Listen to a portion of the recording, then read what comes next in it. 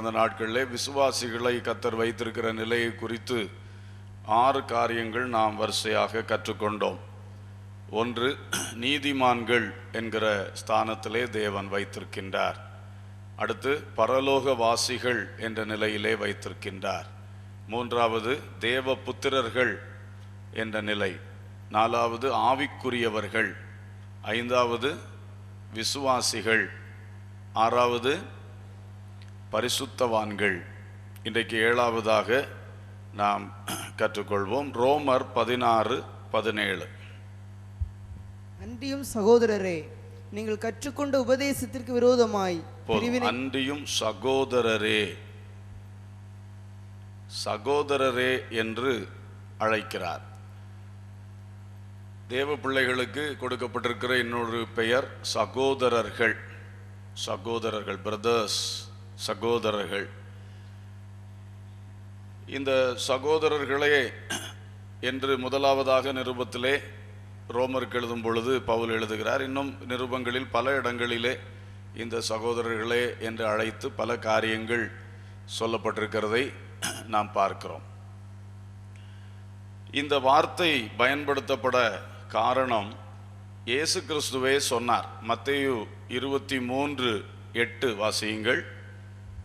மத்தேயு 23:8.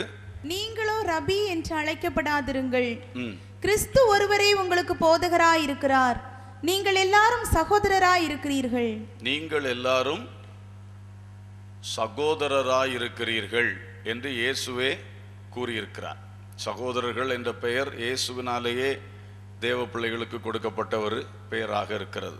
கர்த்தருக்கு ஸ்தோத்திரம். இந்த எல்லா நிருபங்களும், ஏறக்குறைய எல்லா நிருபங்களிலும் இந்த வார்த்தை தேவ பிள்ளைகளுக்கு என்று பயன்படுத்தப்பட்டிருக்கின்றது. இப்பொழுது சகோதரர்கள் யார் என்பதை குறித்து முதலாவது ஒரு 4 காரியங்களை நாம் பார்க்கலாம். ரோமர் 8:29-30 வாசிப்போம். தம்முடைய குமாரன் அநேக சகோதரருக்குள்ளே முதற் பேரானவராய் இருக்கும் பொருட்டு தேவன் எவர்களை முன்னறிந்தாரோ அவர்களை தமது குமாரனுடைய சாயலுக்கு ஒப்பாய் இருப்பதற்கு முன்குறித்திருக்கிறார்.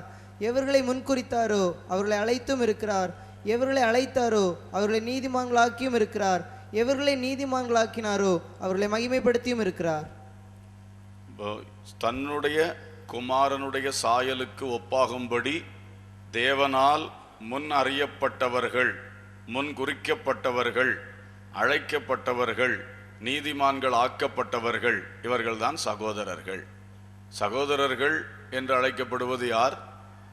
இயேசு கிறிஸ்துவுக்கு அவருடைய சாயலுக்கு ஒப்பாயிருப்பதற்கு, அவரோடு உடன் சகோதரர்களாக இருப்பதற்கு தேவாதி தேவனால் யாரெல்லாம் முன்னறியப்பட்டிருக்கிறார்கள், முன்குறிக்கப்பட்டிருக்கிறார்கள், அழைக்கப்பட்டிருக்கிறார்கள், நீதிமான்கள் ஆக்கப்பட்டிருக்கிறார்கள், இவர்கள்தான் சகோதரர்கள். மத்தேயு 12:49 வாசிப்போம்.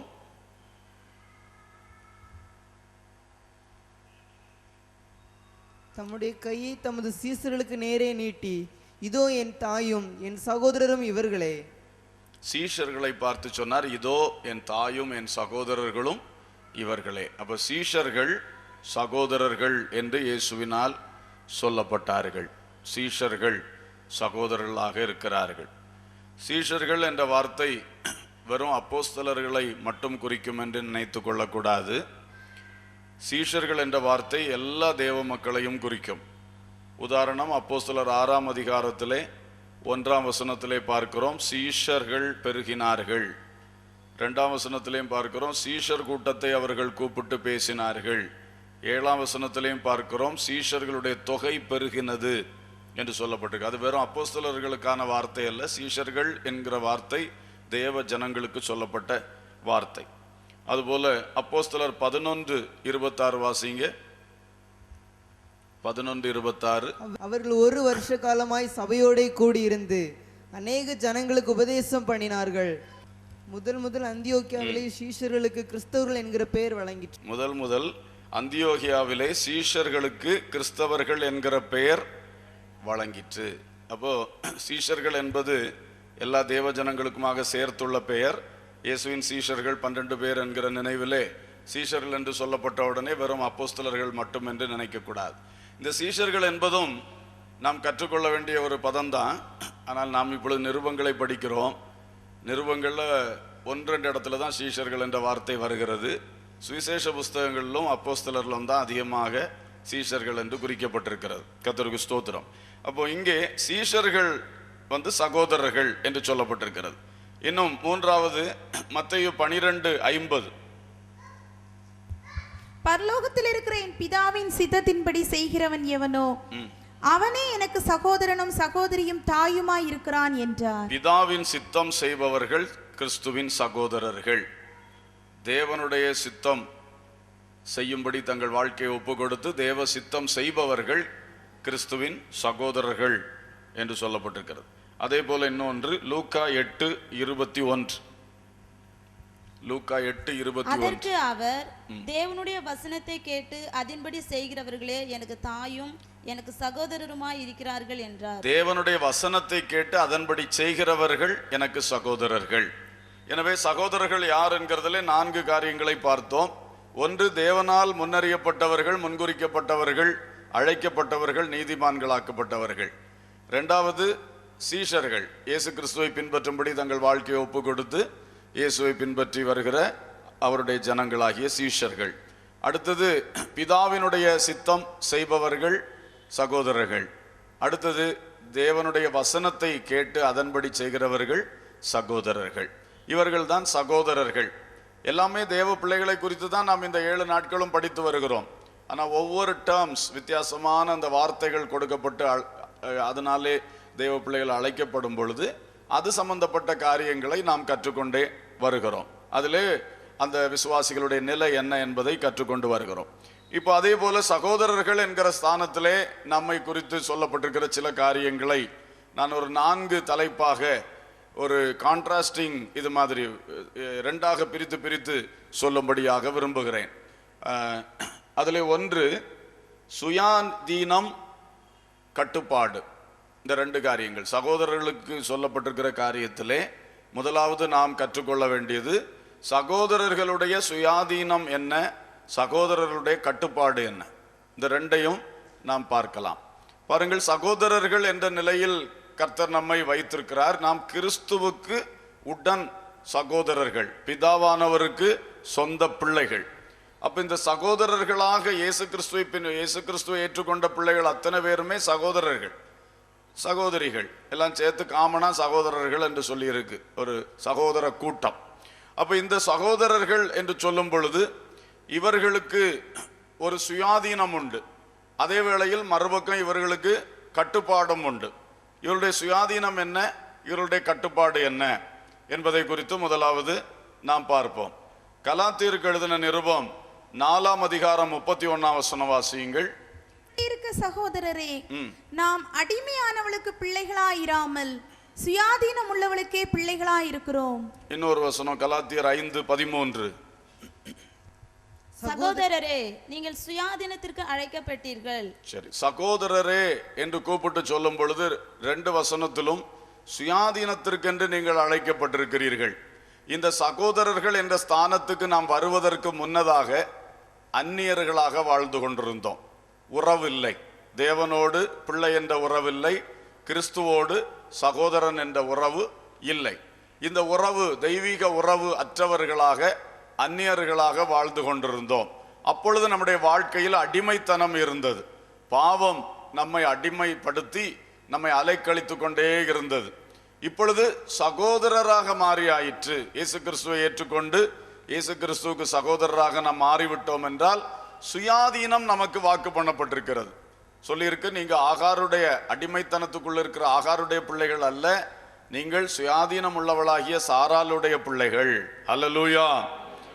அடுத்து, சகோதரரே, நீங்கள் சுயாதீனத்திற்கென்றே என்ன செய்யப்பட்டீர்கள், அழைக்கப்பட்டீர்கள். இந்த அடிமைத்தனத்துக்குள் கிடந்த நீங்கள் சுயாதீனத்துக்கென்றே அழைக்கப்பட்டீர்கள். எனவே சகோதரர்கள் என்று சொல்லும் பொழுதே நமக்கு வேதம் சொல்லுகிற ஒரு அழகான காரியம், நாம் சுயாதீனம் உள்ளவர்களாக அந்த சுயாதீனத்துக்கென்று நாம் என்ன செய்யப்பட்டிருக்கிறோம், அழைக்கப்பட்டிருக்கிறோம். அது ஒரு விடுதலை, ஒரு சுயாதீனமான ஒரு கட்டு இல்லாத ஒரு அழகிய ஒரு வாழ்க்கை, அதுதான் சுயாதீனம் என்று சொல்லுகிறது.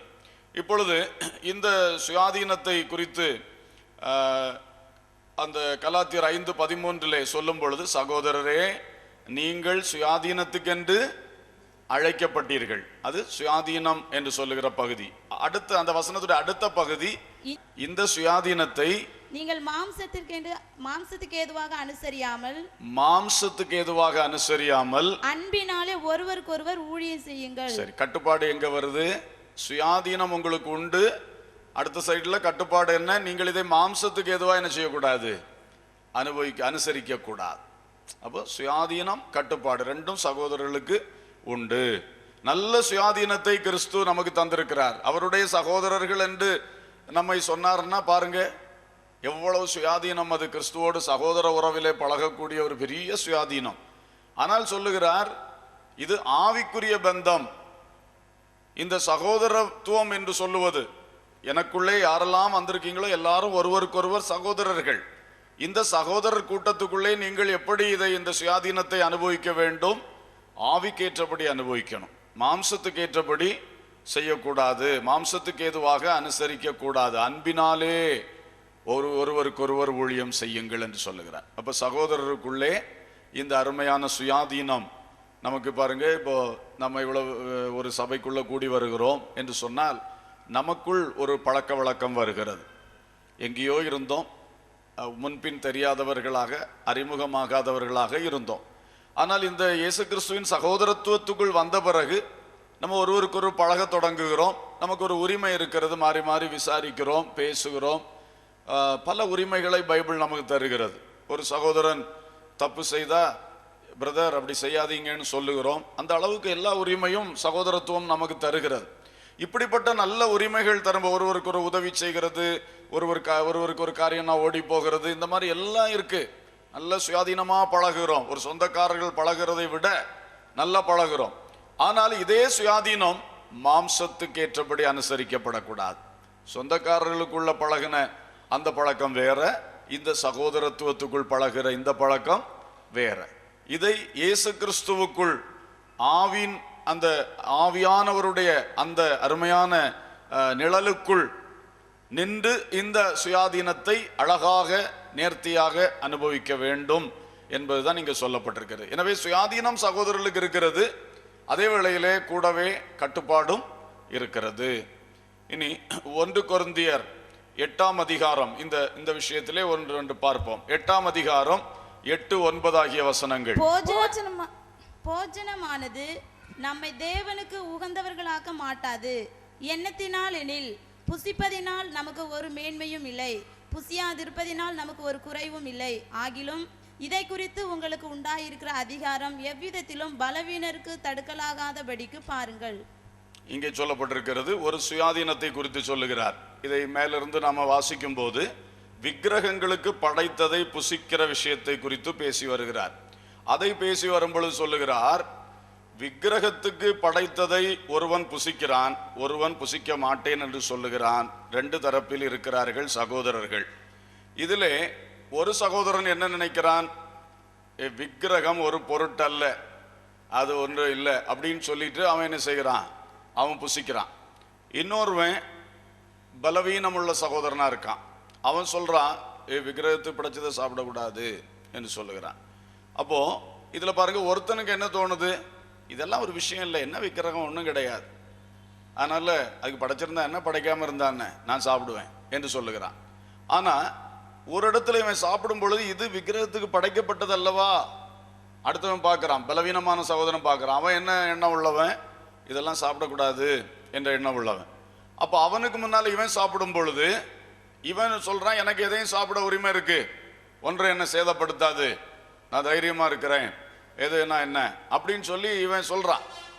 ஆனால் இவன் சொல்லுகிற அது சுயாதீனம் இவனுக்கு இருக்கு, எதை சாப்பிடுறதுக்கும் இவனுக்கு சுயாதீனம் இருக்கு.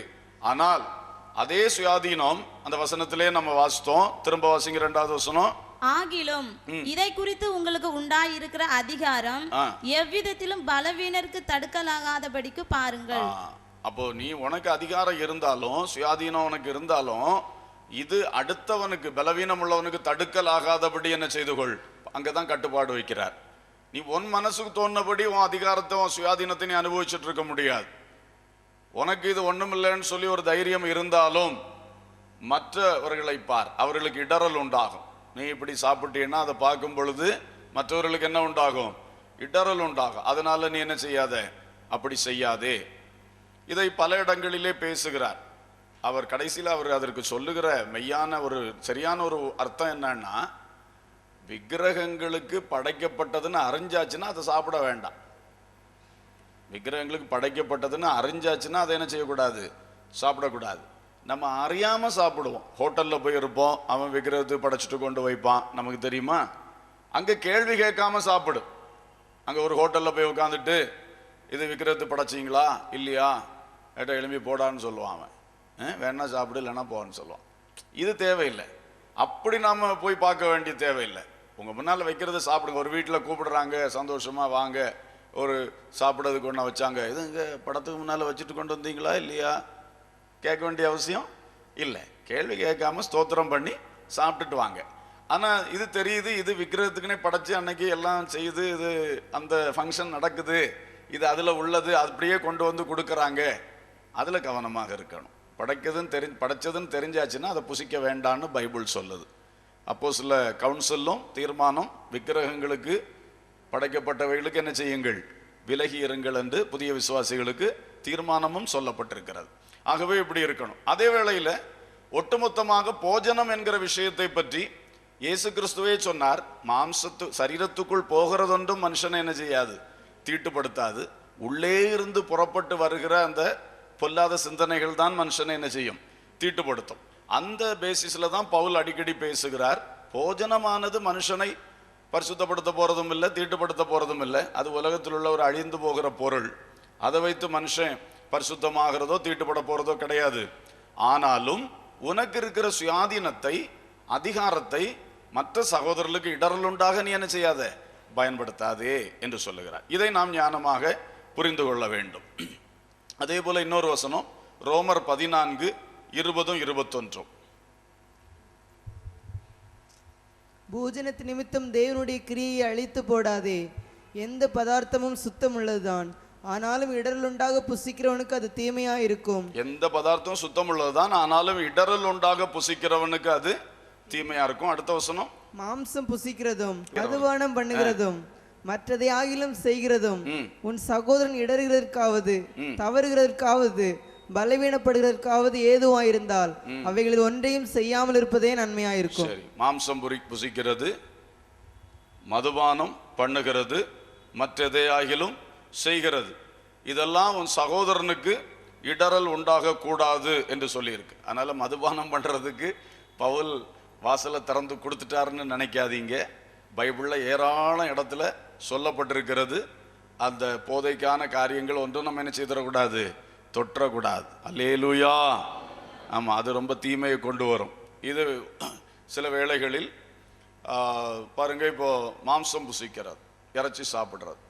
இறைச்சி சாப்பிட்றது ஒன்றும் தப்பு கிடையாது. அப்போ நம்ம சாப்பிட்றோம். அதே வேளையில் வட இந்தியாவிலே நம்முடைய மிஷினரிகள் இருக்கிறாங்க. அங்கே சில இடங்களில் போய் வீடு தேடினா, வாடகைக்கு வீடு தேடினா, நீங்கள் இறைச்சி சாப்பிடுறவங்களா கேட்பாங்க. இறைச்சி சாப்பிட மாட்டேன்னு சொன்னால் தான் வீடை என்ன செய்வாங்க, கொடுப்பாங்க. அவங்க இறைச்சி சாப்பிட்றதுன்னா அது ஒரு பெரிய பாவம் மாதிரி அவங்க வச்சுருக்காங்க, ரொம்ப தீட்டுப்பட்டுற மாதிரி. அப்போ இந்த மாதிரி மக்கள் கிறிஸ்துவுக்குள்ளே வர்றாங்கன்னு வச்சுக்கோங்க, நம்ம சபையில் விசுவாசிகளாக வர்றாங்க. அப்போ இந்த மிஷினரிகள் அந்த மக்கள் வரும் பொழுது இவங்க இங்கேருந்து நல்ல இறைச்சியும் சமைச்சு நல்ல ஸ்மெல்ல வெளியே விட்டாங்கன்னு வச்சுக்கிட்டுங்க, அதோட அந்த ஆத்மா என்ன செய்யாது, வரவே செய்யாது. இவங்க இறைச்சி சாப்பிட்ற மிஷினரியா, அப்போ இவங்க வேண்டாம் என்று சொல்லுவார்கள். ஆனால் நமக்கு தெரியுது அவங்க அறியாமையினால் அப்படி சொல்கிறாங்க.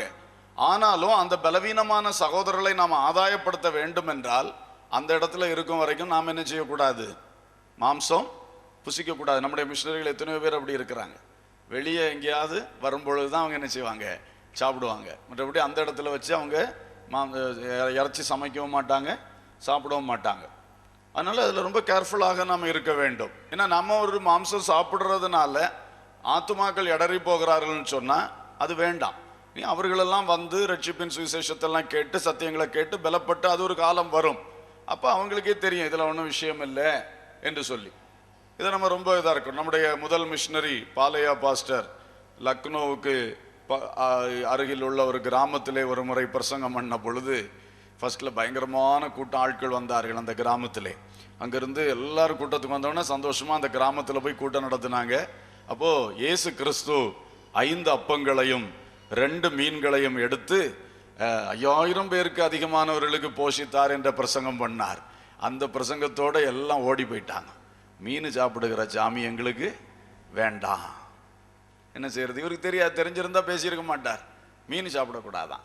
இப்படியெல்லாம் இருக்கு பாருங்க. அப்போ அவர்களுக்குள்ளே நாம போகும் பொழுது ரொம்ப கேர்ஃபுல்லாகத்தான் நாம செய்ய வேண்டியிருக்கு. நமக்கு இந்த பக்கங்கள்ல இதெல்லாம் பிரச்சனை கிடையாது.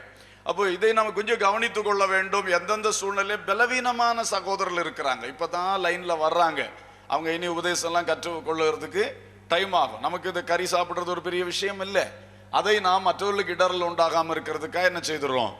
ஒதுக்கிறோம். இதை நாம் கவனித்து கொள்ள வேண்டும். மற்றவர்களுக்கு இடரல் உண்டாக ஒரு காரியம் செய்யவே கூடாது. அல்லேலூயா, கர்த்தருக்கு ஸ்தோத்திரம். போஜனத்தின் விஷயத்திலே இதை பெரிய ஒரு இஷ்யூ ஆக்க வேண்டிய காரியம் அல்ல, போஜனத்தின் காரியம்.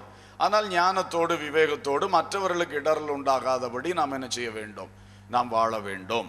ஸோ இதில் சுயாதீனம் உங்களுக்கு இருக்கிறது. ஆனால் மற்ற சகோதரர்களுக்கு இந்த சுயாதீனத்தினாலே இடரல என்ன செய்யாதிருங்கள், உண்டாக்காதிருங்கள் என்று சொல்லுகிறார்.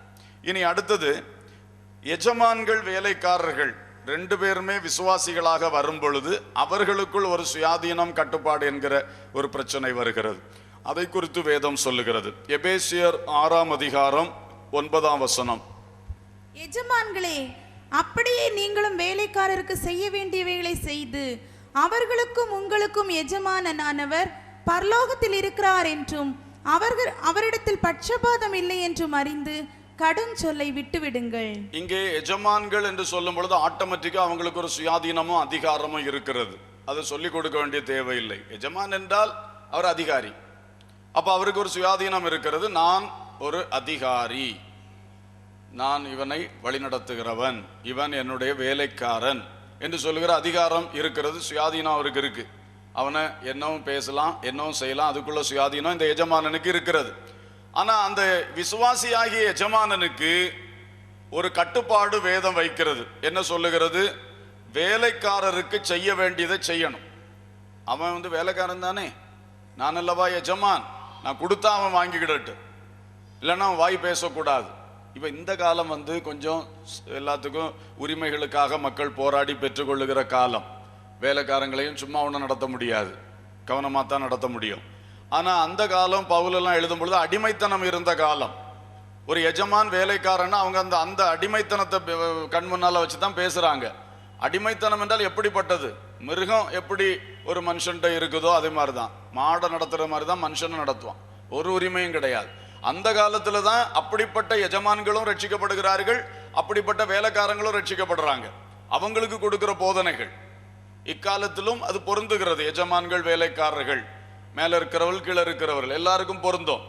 எஜமான்களுக்கு தனி சுயாதீனம் ஆட்டோமேட்டிக்கா இருக்கு. அவர்கள் அதிகாரிகள் தான், அவங்க சொன்ன வேலைக்காரன் கேட்கணும். ஆனால் அந்த வேலைக்காரர்களை நீங்கள் கொடுக்க வேண்டியது அவங்களுக்கு கொடுக்கணும். அவங்க சம்பளத்தை கரெக்டா கொடுக்கணும், அது முக்கியம். பைபிள்ல பழைய ஏற்பாட்டில் சொல்லி இருக்கிறது, இந்த தினக்கூலி செய்கிறவங்க இருக்காங்கல்ல, லேபர் செய்கிறவங்க, இவங்களுடைய கூலி அன்றாடம் கையில் கொடுத்து விடணுமா. அவங்களுடைய கூலி நாளைக்கு தாரேன் அப்படின்னு சொல்லி பிடிச்சு வைக்கக்கூடாதான். அது நம்ம பாக்கெட்டில் கிடந்தா நமக்கு மோசமாக இருக்கும். அதுக்கு விளக்கமாக சொல்லியிருக்கு. அவன் வீட்டில் போய் அவன் அழுவான், ஆண்டவர் நோக்கி, நான் கஷ்டப்பட்டு உழைத்தேன், எனக்குள்ள பணத்தை தரலையே என்று சொல்லி அழும்பொழுது அது உனக்கு சாபமாக மாறும் என்று சொல்லப்பட்டிருக்கிறது. ஆனால் இவைகளில் நம்ம ரொம்ப கவனமாக இருக்கணும். நம்முடைய தேவன் இப்படிப்பட்ட நீதி ஒழுங்குகளில் ரொம்ப கரெக்டாக இருக்கக்கூடியவர். அதனால தான் எஜமான்களே, நீங்கள் உங்கள் வேலைக்காரர்களுக்கு செய்ய வேண்டியதை செய்யுங்க. உங்களுக்கு சுயாதீனம் இருக்குது, அதே வேளையில் ஒரு கட்டுப்பாடு இருக்குது. நீங்கள் கிறிஸ்துவுக்குள்ளே வரும்போது செய்ய வேண்டியது செய்யுங்க. கடுஞ்சொல்லை விட்டு விடுங்கள். எனக்கு வேலைக்காரன் தானே சொல்லி வாயில் வந்தபடி பேசுறது, கடுஞ்சொல், அது விட்டு விடுங்க. பாருங்க, அன்றைக்கு அடிமையாக விலைக்கு வாங்கி வச்சு வேலைக்காரங்களை நடத்துகிற எஜமான்களுக்கே சொல்லி இருக்கு, நீயே என்ன செய்யக்கூடாது, கடுஞ்சொல் பேசக்கூடாது. அப்போ இப்போ இந்த காலத்தில் உள்ளவர்கள் பேசலாமா? பேசவே கூடாது. சிலர்லாம் ரொம்ப கடுஞ்சொல் பேசுகிறது, ஏதாவதுனா தூக்கி முகத்தில் அப்படி வீசி எறிஞ்சிடுறது, இந்த மாதிரிலாம் கடினமாக நடத்துவாங்க. செய்யவே கூடாது. நமக்கு கீழே ஒர்க் பண்ணுற யாராக இருந்தாலும் சரிதான், அவர்களை சொல்ல வேண்டியதை சொல்லி கொடுக்கணும். கண்டிக்க வேண்டிய இடம் உண்டு, அதை கண்டிக்கணும். அதுக்கெல்லாம் ஒரு முறை இருக்கிறது. சும்மா தாறுமாறா வாயில வந்தபடி பேசுறது செய்யக்கூடாது. அப்ப விசுவாசிகளாகிய எஜமான்களுக்கு சுயாதீனம் ஒரு பக்கம் இருக்கும் பொழுது சில கட்டுப்பாடுகள்.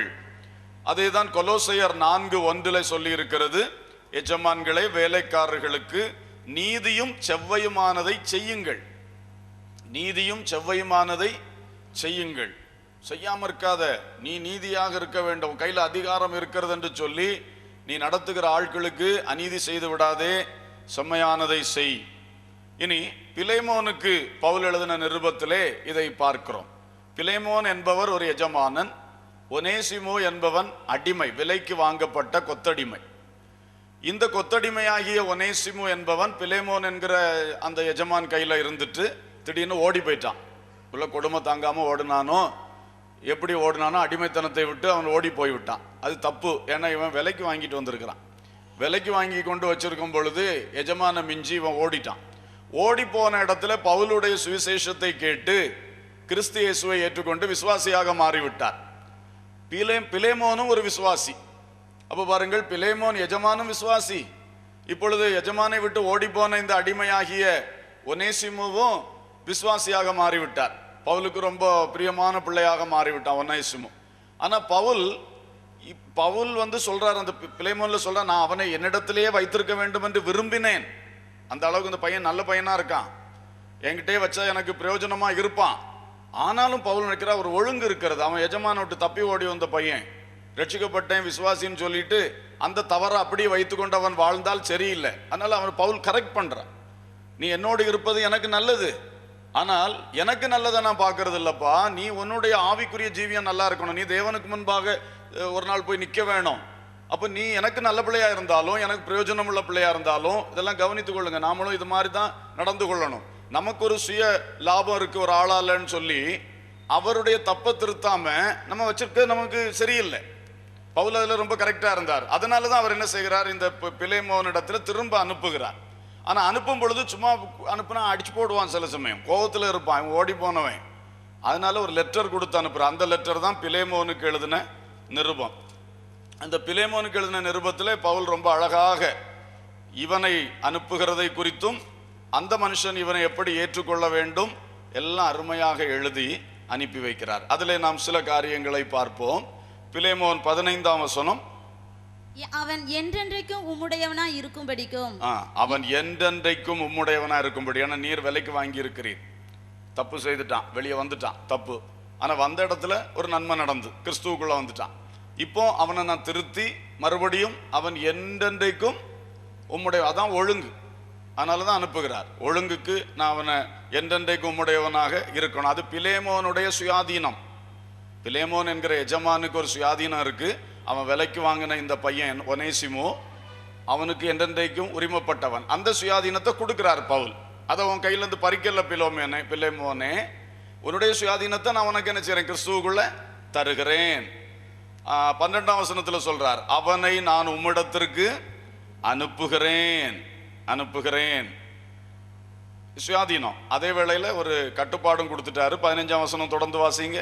அவன் என்றென்றைக்கும் உம்முடையவனா இருக்கும்படிக்கும் இனிமேல் அவன் அடிமையானவனாக அல்ல. இனிமேல் அவன் அடிமையானவனாக அல்ல, அடிமையானவனுக்கு மேலானவனாகவும்.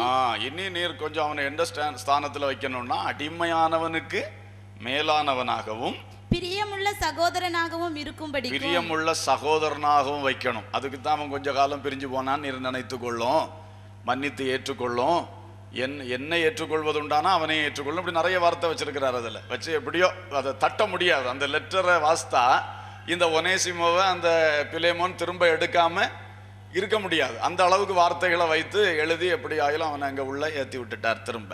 அப்போ பாருங்கள், பிலேமோன் என்பவனுடைய சுயாதீனத்தை பவுல் என்ற ஊழியக்காரன் பிடுங்கி பறிக்கவில்லை. அந்த சுயாதீனம் உண்டு. நீர் விலைக்கு வாங்கினோம், என்றென்றைக்கும் அவன் உம்முடையவனாக இருக்க வேண்டும், அது உம்முடைய சுயாதீனம். ஆனால் நீர் உம்முடைய சுயாதீனம் சொல்லி இனி அவனை கோபத்துல பயங்கரமான அடிமையா மாற்றி விடாதையும். முன்ன அடிமையா இருந்தான், அவனை இனி கொஞ்சம் கூட அடிமையிலும் மேலானவனாக வைத்து விடும். பிரியமுள்ள சகோதரனாக கொஞ்சம் பார்த்து கொள்ளும், சகோதரன் ஆயிட்டான் இப்போ என்று சொல்லி புத்தி சொல்லி அனுப்புகிறார். எனவே எஜமான்களுக்கு சுயாதீனம் உண்டு. அதே வேளையில் எஜமான்கள் சர்வாதிகாரிகளா இருக்கக்கூடாது.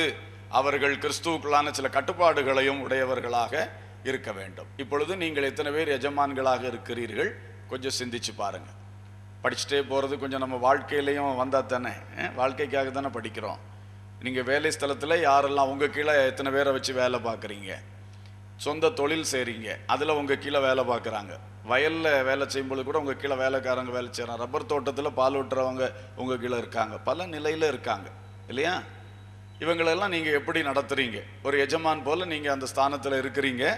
இந்த வார்த்தைகளெல்லாம் உங்களுக்காக தான் எழுதப்பட்டிருக்கு. உங்களுக்கு சுயாதீனம் இருக்குது. அந்த சுயாதீனத்தை கர்த்தருக்கு ஏற்றபடி நீங்கள் நல்ல முறையிலே பயன்படுத்தணும். இதை கொஞ்சம் கூட நான் எல்லாருக்கும் அப்ளை ஆகும்படி சொல்வேன் என்றால், பெற்றோரும் நம்முடைய பிள்ளைகளை நடத்துகிற விஷயங்கள். இன்னும் ஒன்று, குறிப்பாக ஒருவர் கடந்த நாளில் பேசி கொண்டிருந்தார். சொல்லுகிறார், இந்த குமரி மாவட்டத்திலே எனக்கு பிள்ளைக்கு நான் மாப்பிள்ளை பார்க்கண்டான்னு இருக்கேன். என்ன அப்படி? அவர் இங்கே உள்ள ஆள் தான், ஆனால் அவருக்கு பிள்ளை குமரி மாவட்டத்திலே பார்க்கண்டான் இருக்கேன். அப்போ நான் நினச்சேன் இது என்ன சொல்ல போகிறாருன்னு சொல்லி கேட்டால், இங்கே தான் மாமியார் குடும்பம் ரொம்ப ஜாஸ்தி, குமரி மாவட்டத்தில் தான் மாமியார் குடும்பம் ரொம்ப ஜாஸ்தி, அதனால் எனக்கு பிள்ளைகளை நான் குமரி மாவட்டத்தில் உள்ள மாப்பிள்ளைக்கே கொடுக்காண்டான் இருக்கேன். பாருங்க,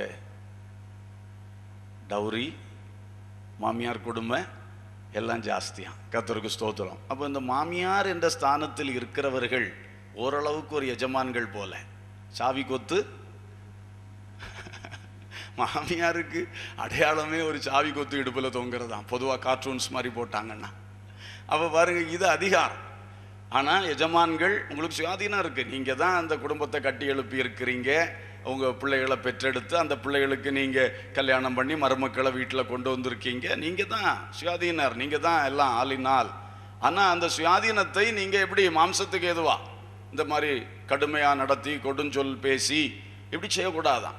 பைபிள் எவ்வளோ அழகாக சொல்லுது. எஜமான்களே, அவங்களுக்கு செய்ய வேண்டியதை செய்யுங்க, வேலைக்காரங்களுக்கு செய்ய வேண்டியது செய்யுங்க. உங்கள் வேலைக்காரங்க இல்லை, நான் அதை உங்களுக்கு அப்ளை பண்ணுறதுக்காக சொன்னேன் கொஞ்சம்.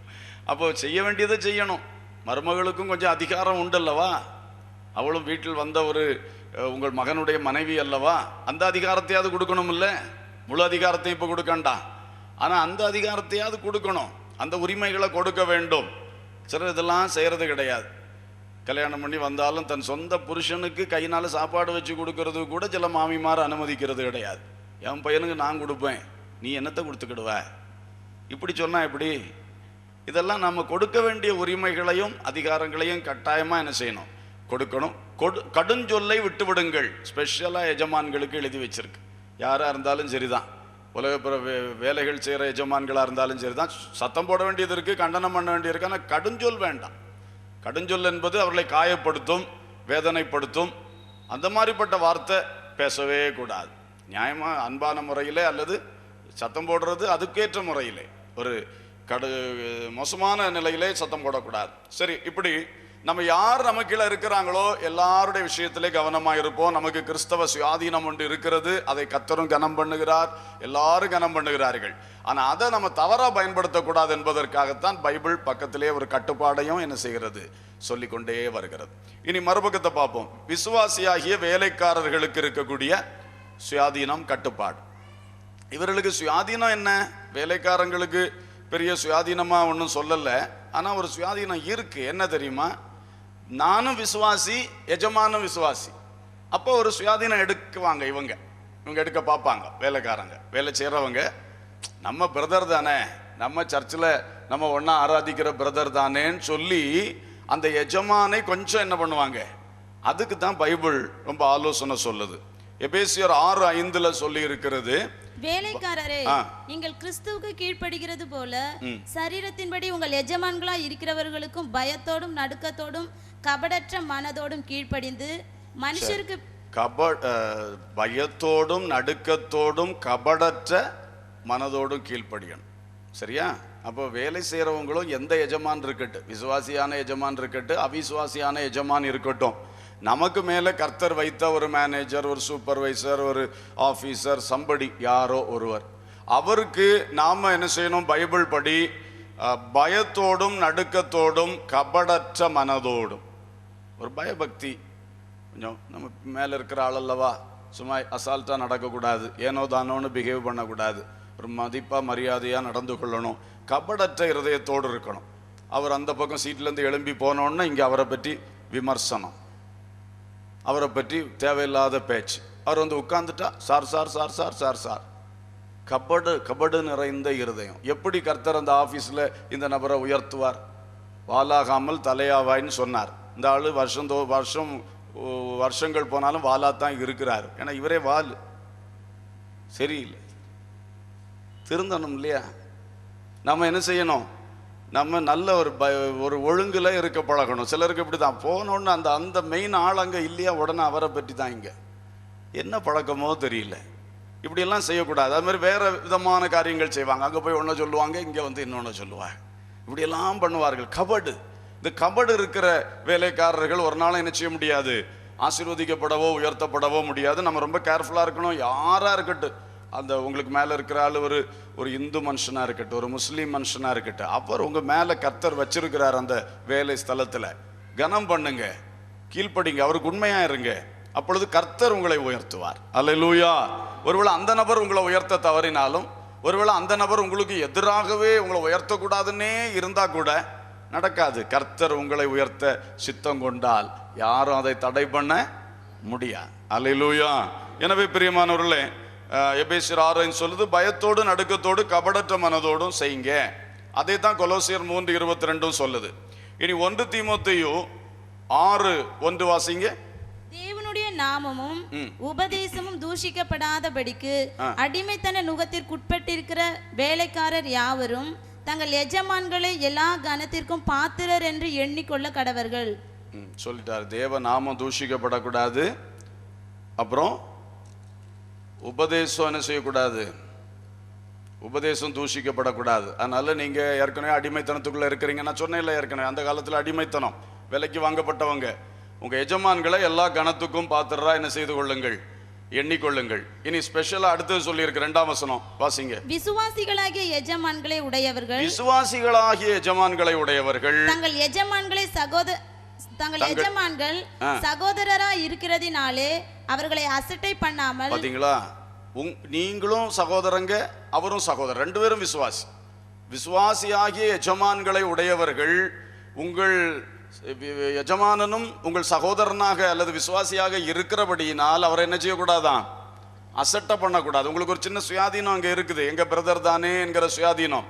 அதனால நீங்க அவரை என்ன செய்யக்கூடாதான், வேலை ஸ்தலத்துல அசட்டை பண்ணாமல் நல் வேலையின் பலனை பெற்றுக்கொள்ளுகிற அவர்கள் விசுவாசிகளும் பிரியருமாய் இருக்கிறபடியால் அவர்களுக்கு அதிகமாய் ஊழியம் செய்ய கடவர்கள்.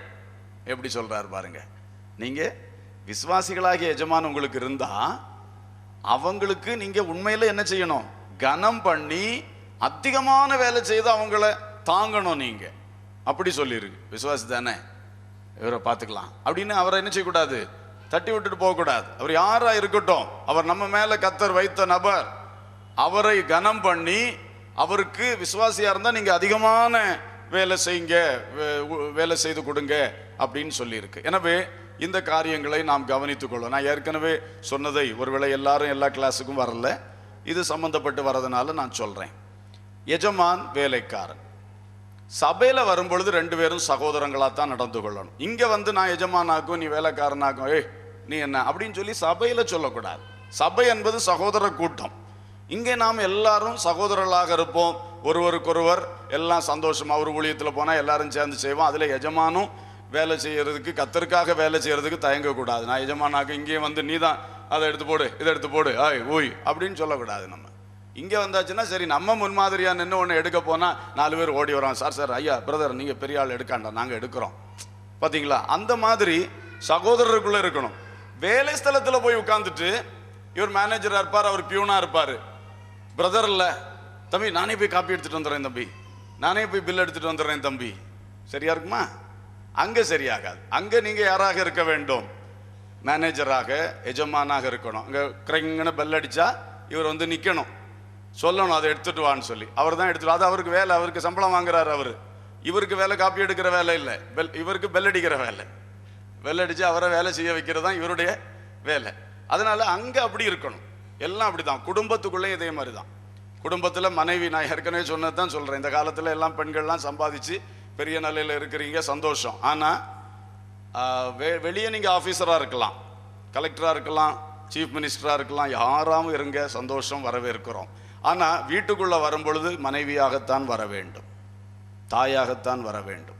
வீட்டுக்குள்ளே சீஃப் மினிஸ்டராக வரக்கூடாது, கலெக்டராக வரக்கூடாது, ஆஃபீஸராக வரக்கூடாது, யாராக இருக்கட்டும். அதில் தான் எந்த வேலை செய்தாலும் வேலையோடு அதை வச்சுக்கணும். வேலையில் அதுக்குள்ள காரியம், வீட்டில் வந்தால் வீட்டில் உள்ள காரியம். இப்படி நம்ம இருக்கும் பொழுது கிறிஸ்துவுக்குள்ள நல்ல சாட்சி இருக்கும், குடும்ப உறவு நல்லா இருக்கும், சபையின் உறவு நல்லா இருக்கும், எல்லாம் அழகாக இருக்கும். நம்ம இவைகளை கற்றுக்கொள்ள வேண்டும். அதனால தான் உறவுகளை பற்றி வேதம் மிக அதிகமாக சொல்லுகிறது. நிருபங்களிலும் பல காரியங்கள் அந்த உறவு காரியங்களை பேசிக்கொண்டே வருகிறார்கள் அப்போஸ்தலர்கள்.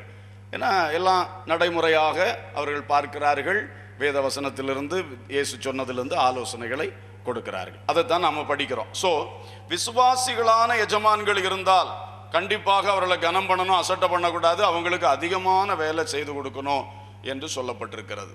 கர்த்தருக்கு ஸ்தோத்திரம். எனவே இங்கே ஒரு பகுதியை நாம் பார்த்தோம், சுயாதீனம் கட்டுப்பாடு. சகோதரர்கள் என்கிற சப்ஜெக்டில் சுயாதீனம் கட்டுப்பாடு. இனி ரெண்டாவது ஒரு காரியத்தை பார்க்க போகிறோம், வேலை செய்தல் நன்மை செய்தல் என்கிற ரெண்டு காரியம். சகோதரர்களை பற்றி பைபிளில் படிக்கும்போது சகோதரர்கள் சகோதரர்களுக்கு கொடுக்கப்பட்டிருக்கிற ஆலோசனையில் இன்னொரு முக்கிய பகுதி என்னன்னா, வேலை செய்யுங்கள்னு சொல்றார், மறுபக்கம் சொல்றாரு நன்மை செய்யுங்கள்னு சொல்றார். இது கொஞ்சம் கான்ட்ராஸ்ட் ஆகுது ரெண்டும். ஒரு பக்கம் நன்மை செய்யணும்னு சொல்றாரு, ஒரு பக்கம் நீ வேலை செய்து பழச்சிக்க அப்படிங்கிறார். இப்போ ரெண்டும் கொஞ்சம் முரண் மாதிரி தெரியும். ஆகவே அதை நம்ம பார்ப்போம். வேலை செய்ய சொல்றார், நன்மை செய்ய சொல்லுகிறார். நன்மை செய்கிற விஷயத்திலே கலாத்தியர் 6:6 ஏற்கனவே வாசித்துட்டோம் கடந்த கிளாஸ்ல. உபதேசிக்கிறவனுக்கு நன்மைகளில் பகிர்ந்து கொடு. கலாத்தியர் 6:10 விசுவாச குடும்பத்தாருக்கு நன்மை செய். இதை ஆவிக்குரியவன் என்ற சப்ஜெக்ட்ல நம்ம படிச்சிட்டோம். இப்போ பாருங்க, நன்மை செய்யும்படி சொல்லுகிறார். உபதேசிக்கிறவனுக்கு நன்மை செய், விசுவாச வீட்டார் இருக்கிறார்கள் அவர்களுக்கு நீ என்ன செய், நன்மை செய். பொதுவாக எல்லாருக்கும் நன்மை செய், விசேஷமாக விசுவாச வீட்டாருக்கு நன்மை செய். நான் ஏன் இதை மட்டும் சொல்றேன்னா, சகோதரர்களுக்குள்ளே உள்ள காரியத்தை பேசுறதுனால சொல்லுகிறேன். அப்போ விசுவாச வீட்டாருக்கு நன்மை செய். 2 கொரிந்தியர் 8ஆம் அதிகாரத்திலே, அந்த அதிகாரம் முழுவதுமே பவுல் எதுக்கு எழுதுறாருன்னா, கொரிந்து சபையை எருசலேமில் இருக்கிற சகோதரர்கள் தரித்திரத்தில் இருக்கிறார்கள், அவர்களுக்கு தர்ம பணம் நீங்க கலெக்ட் பண்ணி கொடுக்கணும் என்கிற ஒரே காரியத்துக்காக 2 கொரிந்தியர் 8-9 ஆகிய அதிகாரங்களை எழுதி அவர்களை ஊக்கப்படுத்துகிறார்.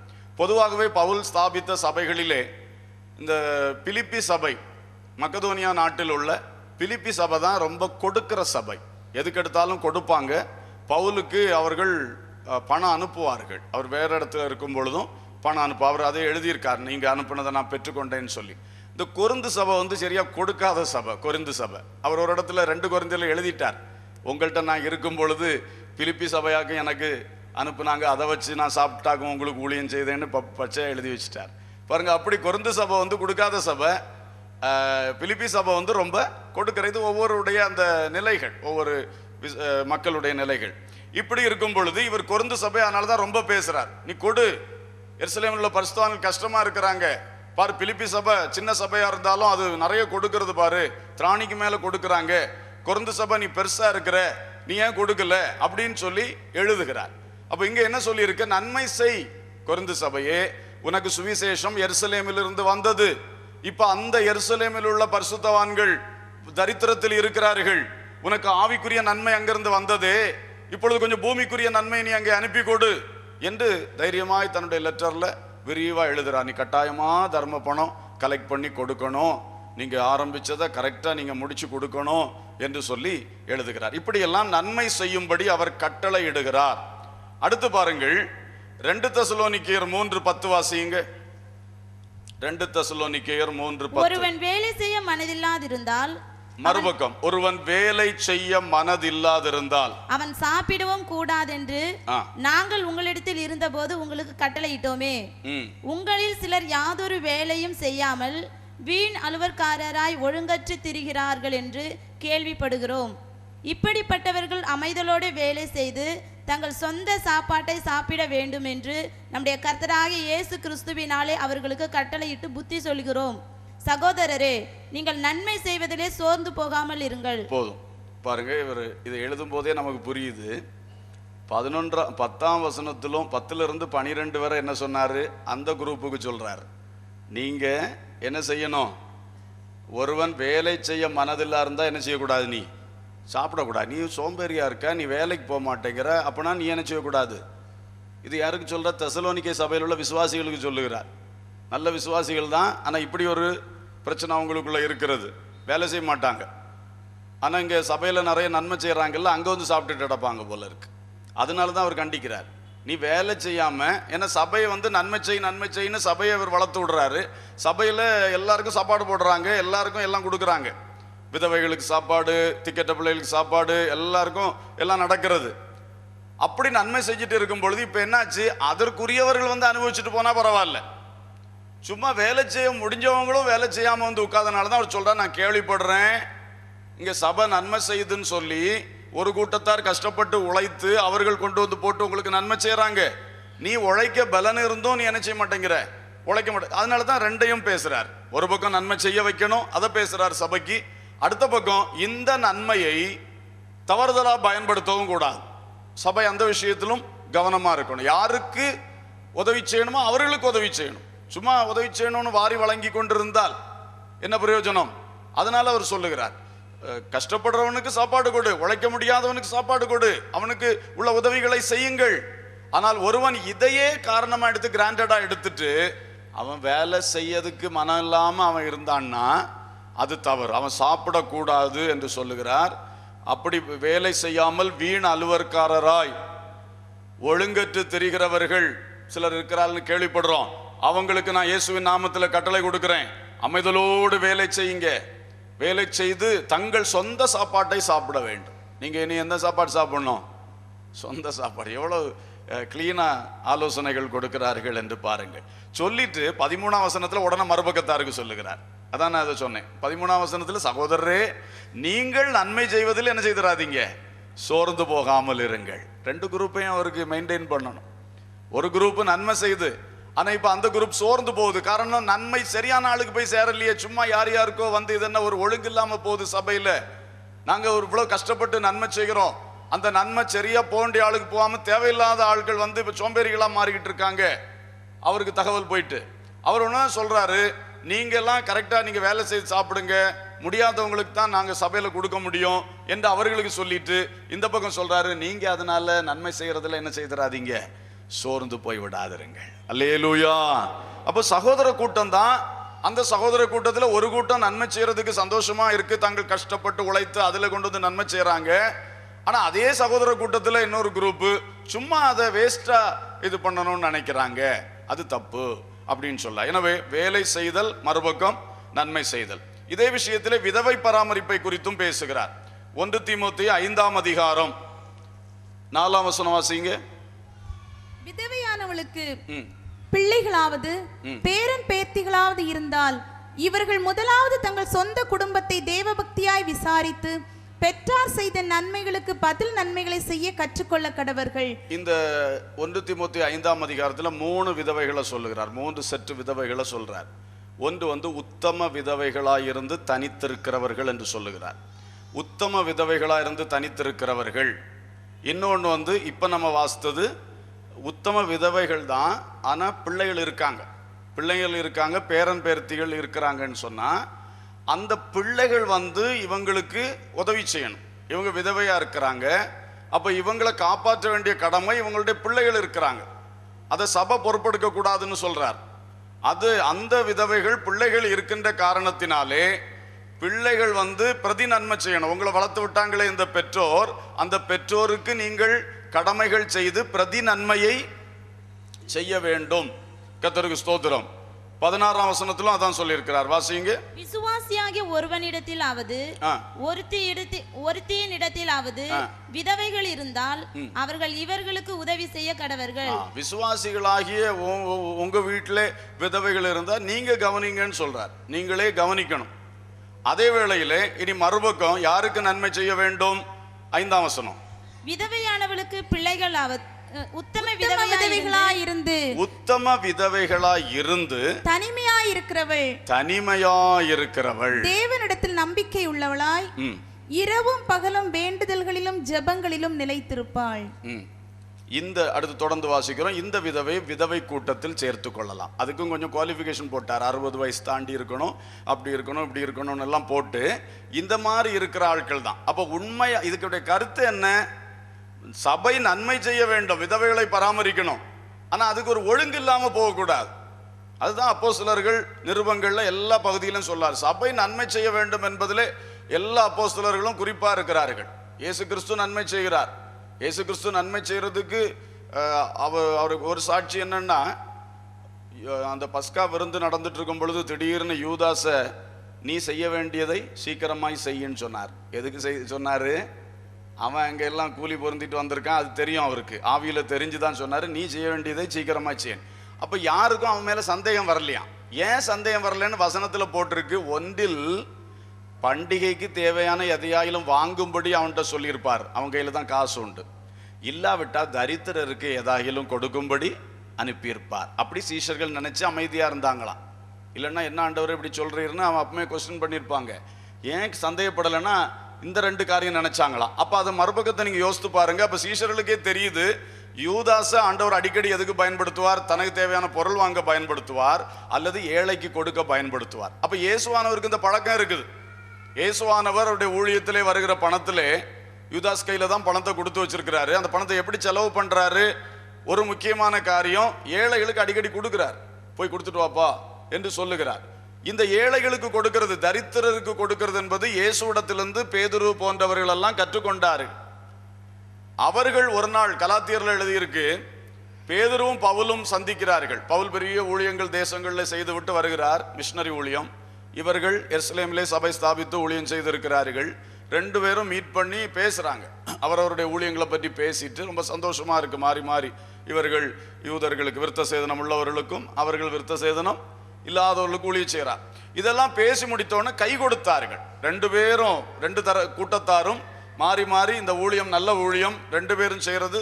நீங்கள் விருத்த சேதனம் உள்ளவர்களுக்கு அப்போஸ்தலரா இருக்கீங்க, நாங்க விருத்த சேதனம் இல்லாதவர்களுக்கு அப்போஸ்தலரா இருக்கோம்னு கை கொடுத்துட்டு பேதுரு சொல்றாரு, தரித்திரரை மாத்திரம் நினைத்து கொள்ளுங்கள். என்ன வார்த்தை பாருங்க. பெரிய பெரிய ஊழியத்தினுடைய டாப் அஜெண்டா பேசிட்டு இருக்காங்க. விருத்த சேதன பிரச்சனையை சால்வ் பண்றது, புதிய விசுவாசிகளுக்கு என்ன செய்யணும், யூத விசுவாசிகளுக்கு என்ன செய்யணும்னு பெரிய பெரிய உபதேச விஷயங்கள் எல்லாம் பேசின இடத்துல கை கொடுக்கும் பொழுது மறக்காம சொல்றாரு, ஊழியம்லாம் நல்லதுப்பா, பெரிய ஊழியம் நம்ம செய்யறோம் 2 பேரும், ஆனா தரித்திரரை மட்டும் என்ன செய்துக்கிடுங்க, நினைத்துக்கிடுங்கன்னு ஒரு வார்த்தை போடுறாரு. பவுல் உடனே சொல்றாரு, இவர் சொல்லும் முன்னே நானும் அப்படி நினைத்திருந்தேன். ஹல்லேலூயா. பாருங்க, அப்ப ஊழியத்திலே மிக முக்கியம், சபையிலே மிக முக்கியம் நன்மை செய்வது என்பது. கண்டிப்பா செய்யணும். தரித்திரருக்கு, விதவைகளுக்கு, கஷ்டப்படுகிற எந்த கூட்டத்தாருக்கும் நன்மை செய்வது என்பது நம்முடைய ஒரு முக்கிய தொழிலாக, வேலையா, ஊழியமாக இருக்க வேண்டும். அதே வேளையிலே திரும்ப திரும்ப நிருபங்களில் படிக்கிறோம், it should not be wasted. அது சும்மா விரயம் செய்யப்பட கூடாது. ஆட்களை கரெக்டாக கண்டுபிடித்து உதவி பெற வேண்டியவர்கள், தேவை உள்ளவர்களுக்கு தான் செய்ய வேண்டும் என்பதிலே நிருபங்கள் நமக்கு தெளிவாய் போதிக்கிறது. சரி, அப்போ 3 விதவைன்னு சொன்னனே. ஒன்று, இந்த பிள்ளைகள் உள்ள விதவைகள், அவங்களுக்கு இந்த நன்மையில் வர வேண்டாம், அவங்க வீட்டிலே அவங்க பாட பார்த்து கொள்ளணும். உத்தம விதவைகளாக இருந்து தனிமையாக இருக்கிறவர்கள், அவர்களை விதவை கூட்டத்தில் என்ன செய்யலாம், சேர்க்கலாம், வேற வழி இல்லை, அவங்கள பராமரிக்க ஆள் இல்லை. இனி சொல்றாரு, இளவயதுள்ள விதவைகளை சேர்க்காது, வேற அது சரியில்லை. அவர் சொல்ற ஆலோசனை, இளவயதுல விதவை ஆயிட்டாங்கன்னா அவங்க திரும்ப கல்யாணம் பண்ணணும், பிள்ளைகளை வளர்க்கணும், குடும்பமா இருக்கணும், ஒழுங்காக அவர்கள் அதை செய்யட்டும். அவர்களை கொண்டு இப்பவுமே நீ விதவை கூட்டத்தில் சேர்த்து வச்சு இங்க நீ நன்மை செஞ்சுட்டு இருந்தீங்கன்னா அவர்கள் வீண் அலுவல்காரர்களா மாறுவார்கள், அலப்பூரவர்களா மாறுவாங்க, இப்படியெல்லாம் ஆகி போகும், ஒழுங்கு இருக்காது என்று சொல்லுகிறார். எனவே இளம் விதவைகள் என்ற ஒரு கூட்டம், இன்னொரு கூட்டம் விதவைகள் ஆனால் பிள்ளைகள் உண்டு, இன்னொன்று விதவைகள் ஆனால் யாருமே கவனிக்க இல்லை. இப்படி 3 கூட்டத்தை குறித்து சொல்லுகிறார். எனவே நன்மை செய்ய வேண்டும், அதே வேளையிலே வேலை செய்கிறவர்கள் வேலையும் செய்யணும், முடியாதவர்களுக்கு என்ன செய்ய வேண்டும், நன்மை செய்யணும். இதுதான் அவருடைய சகோதரர்களுக்குள் உள்ள காரியத்திலே 2வது உள்ளது. இனி 3வது இன்னொரு காரியத்துக்கு போகும். அதுவும் இப்படி ஒரு கான்ட்ராஸ்ட் ஸ்டடி.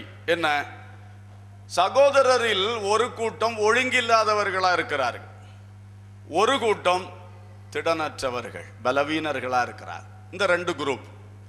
ஒரு குரூப்பு எல்லாம் தெரியும், ஒரு ஒழுங்கு கிடையாது. அப்படிப்பட்ட எல்லாம் சகோதரர்கள் தான், கிறிஸ்துக்குள் வந்தவர்கள். இன்னொரு குரூப் பாவம், பலவீனமான சகோதரர், திடனற்ற சகோதரர். இவர்கள் 2 பேரையும் எப்படி என்று சொல்லி அந்த சகோதரர்களை குறித்து அவர் சொல்லுகிறார். முதலாவது ஒழுங்கில்லாதவர்களை குறித்து சொல்லும் பொழுது ரோமர் 16:17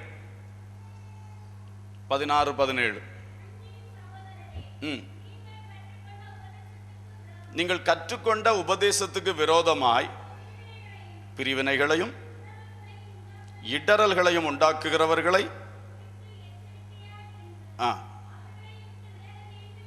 விட்டு விலக வேண்டும். சரி, அப்போ உபதேசத்துக்கு விரோதமான பிரிவினைகள், இடறல்கள் இப்படி உண்டாக்குகிற சகோதரர்கள், இவர்கள் வெளியே உள்ளவர்கள் அல்ல, சகோதரர்கள், இவர்களை விட்டு என்ன செய்ய வேண்டும்? விலக வேண்டும். 1 தெசலோனிக்கேயர் 5:14 சொல்லும் பொழுது இப்படி ஒழுங்கற்று நடக்கிறவர்களுக்கு புத்தி சொல்லுங்கள் என்று சொல்லுகிறார்.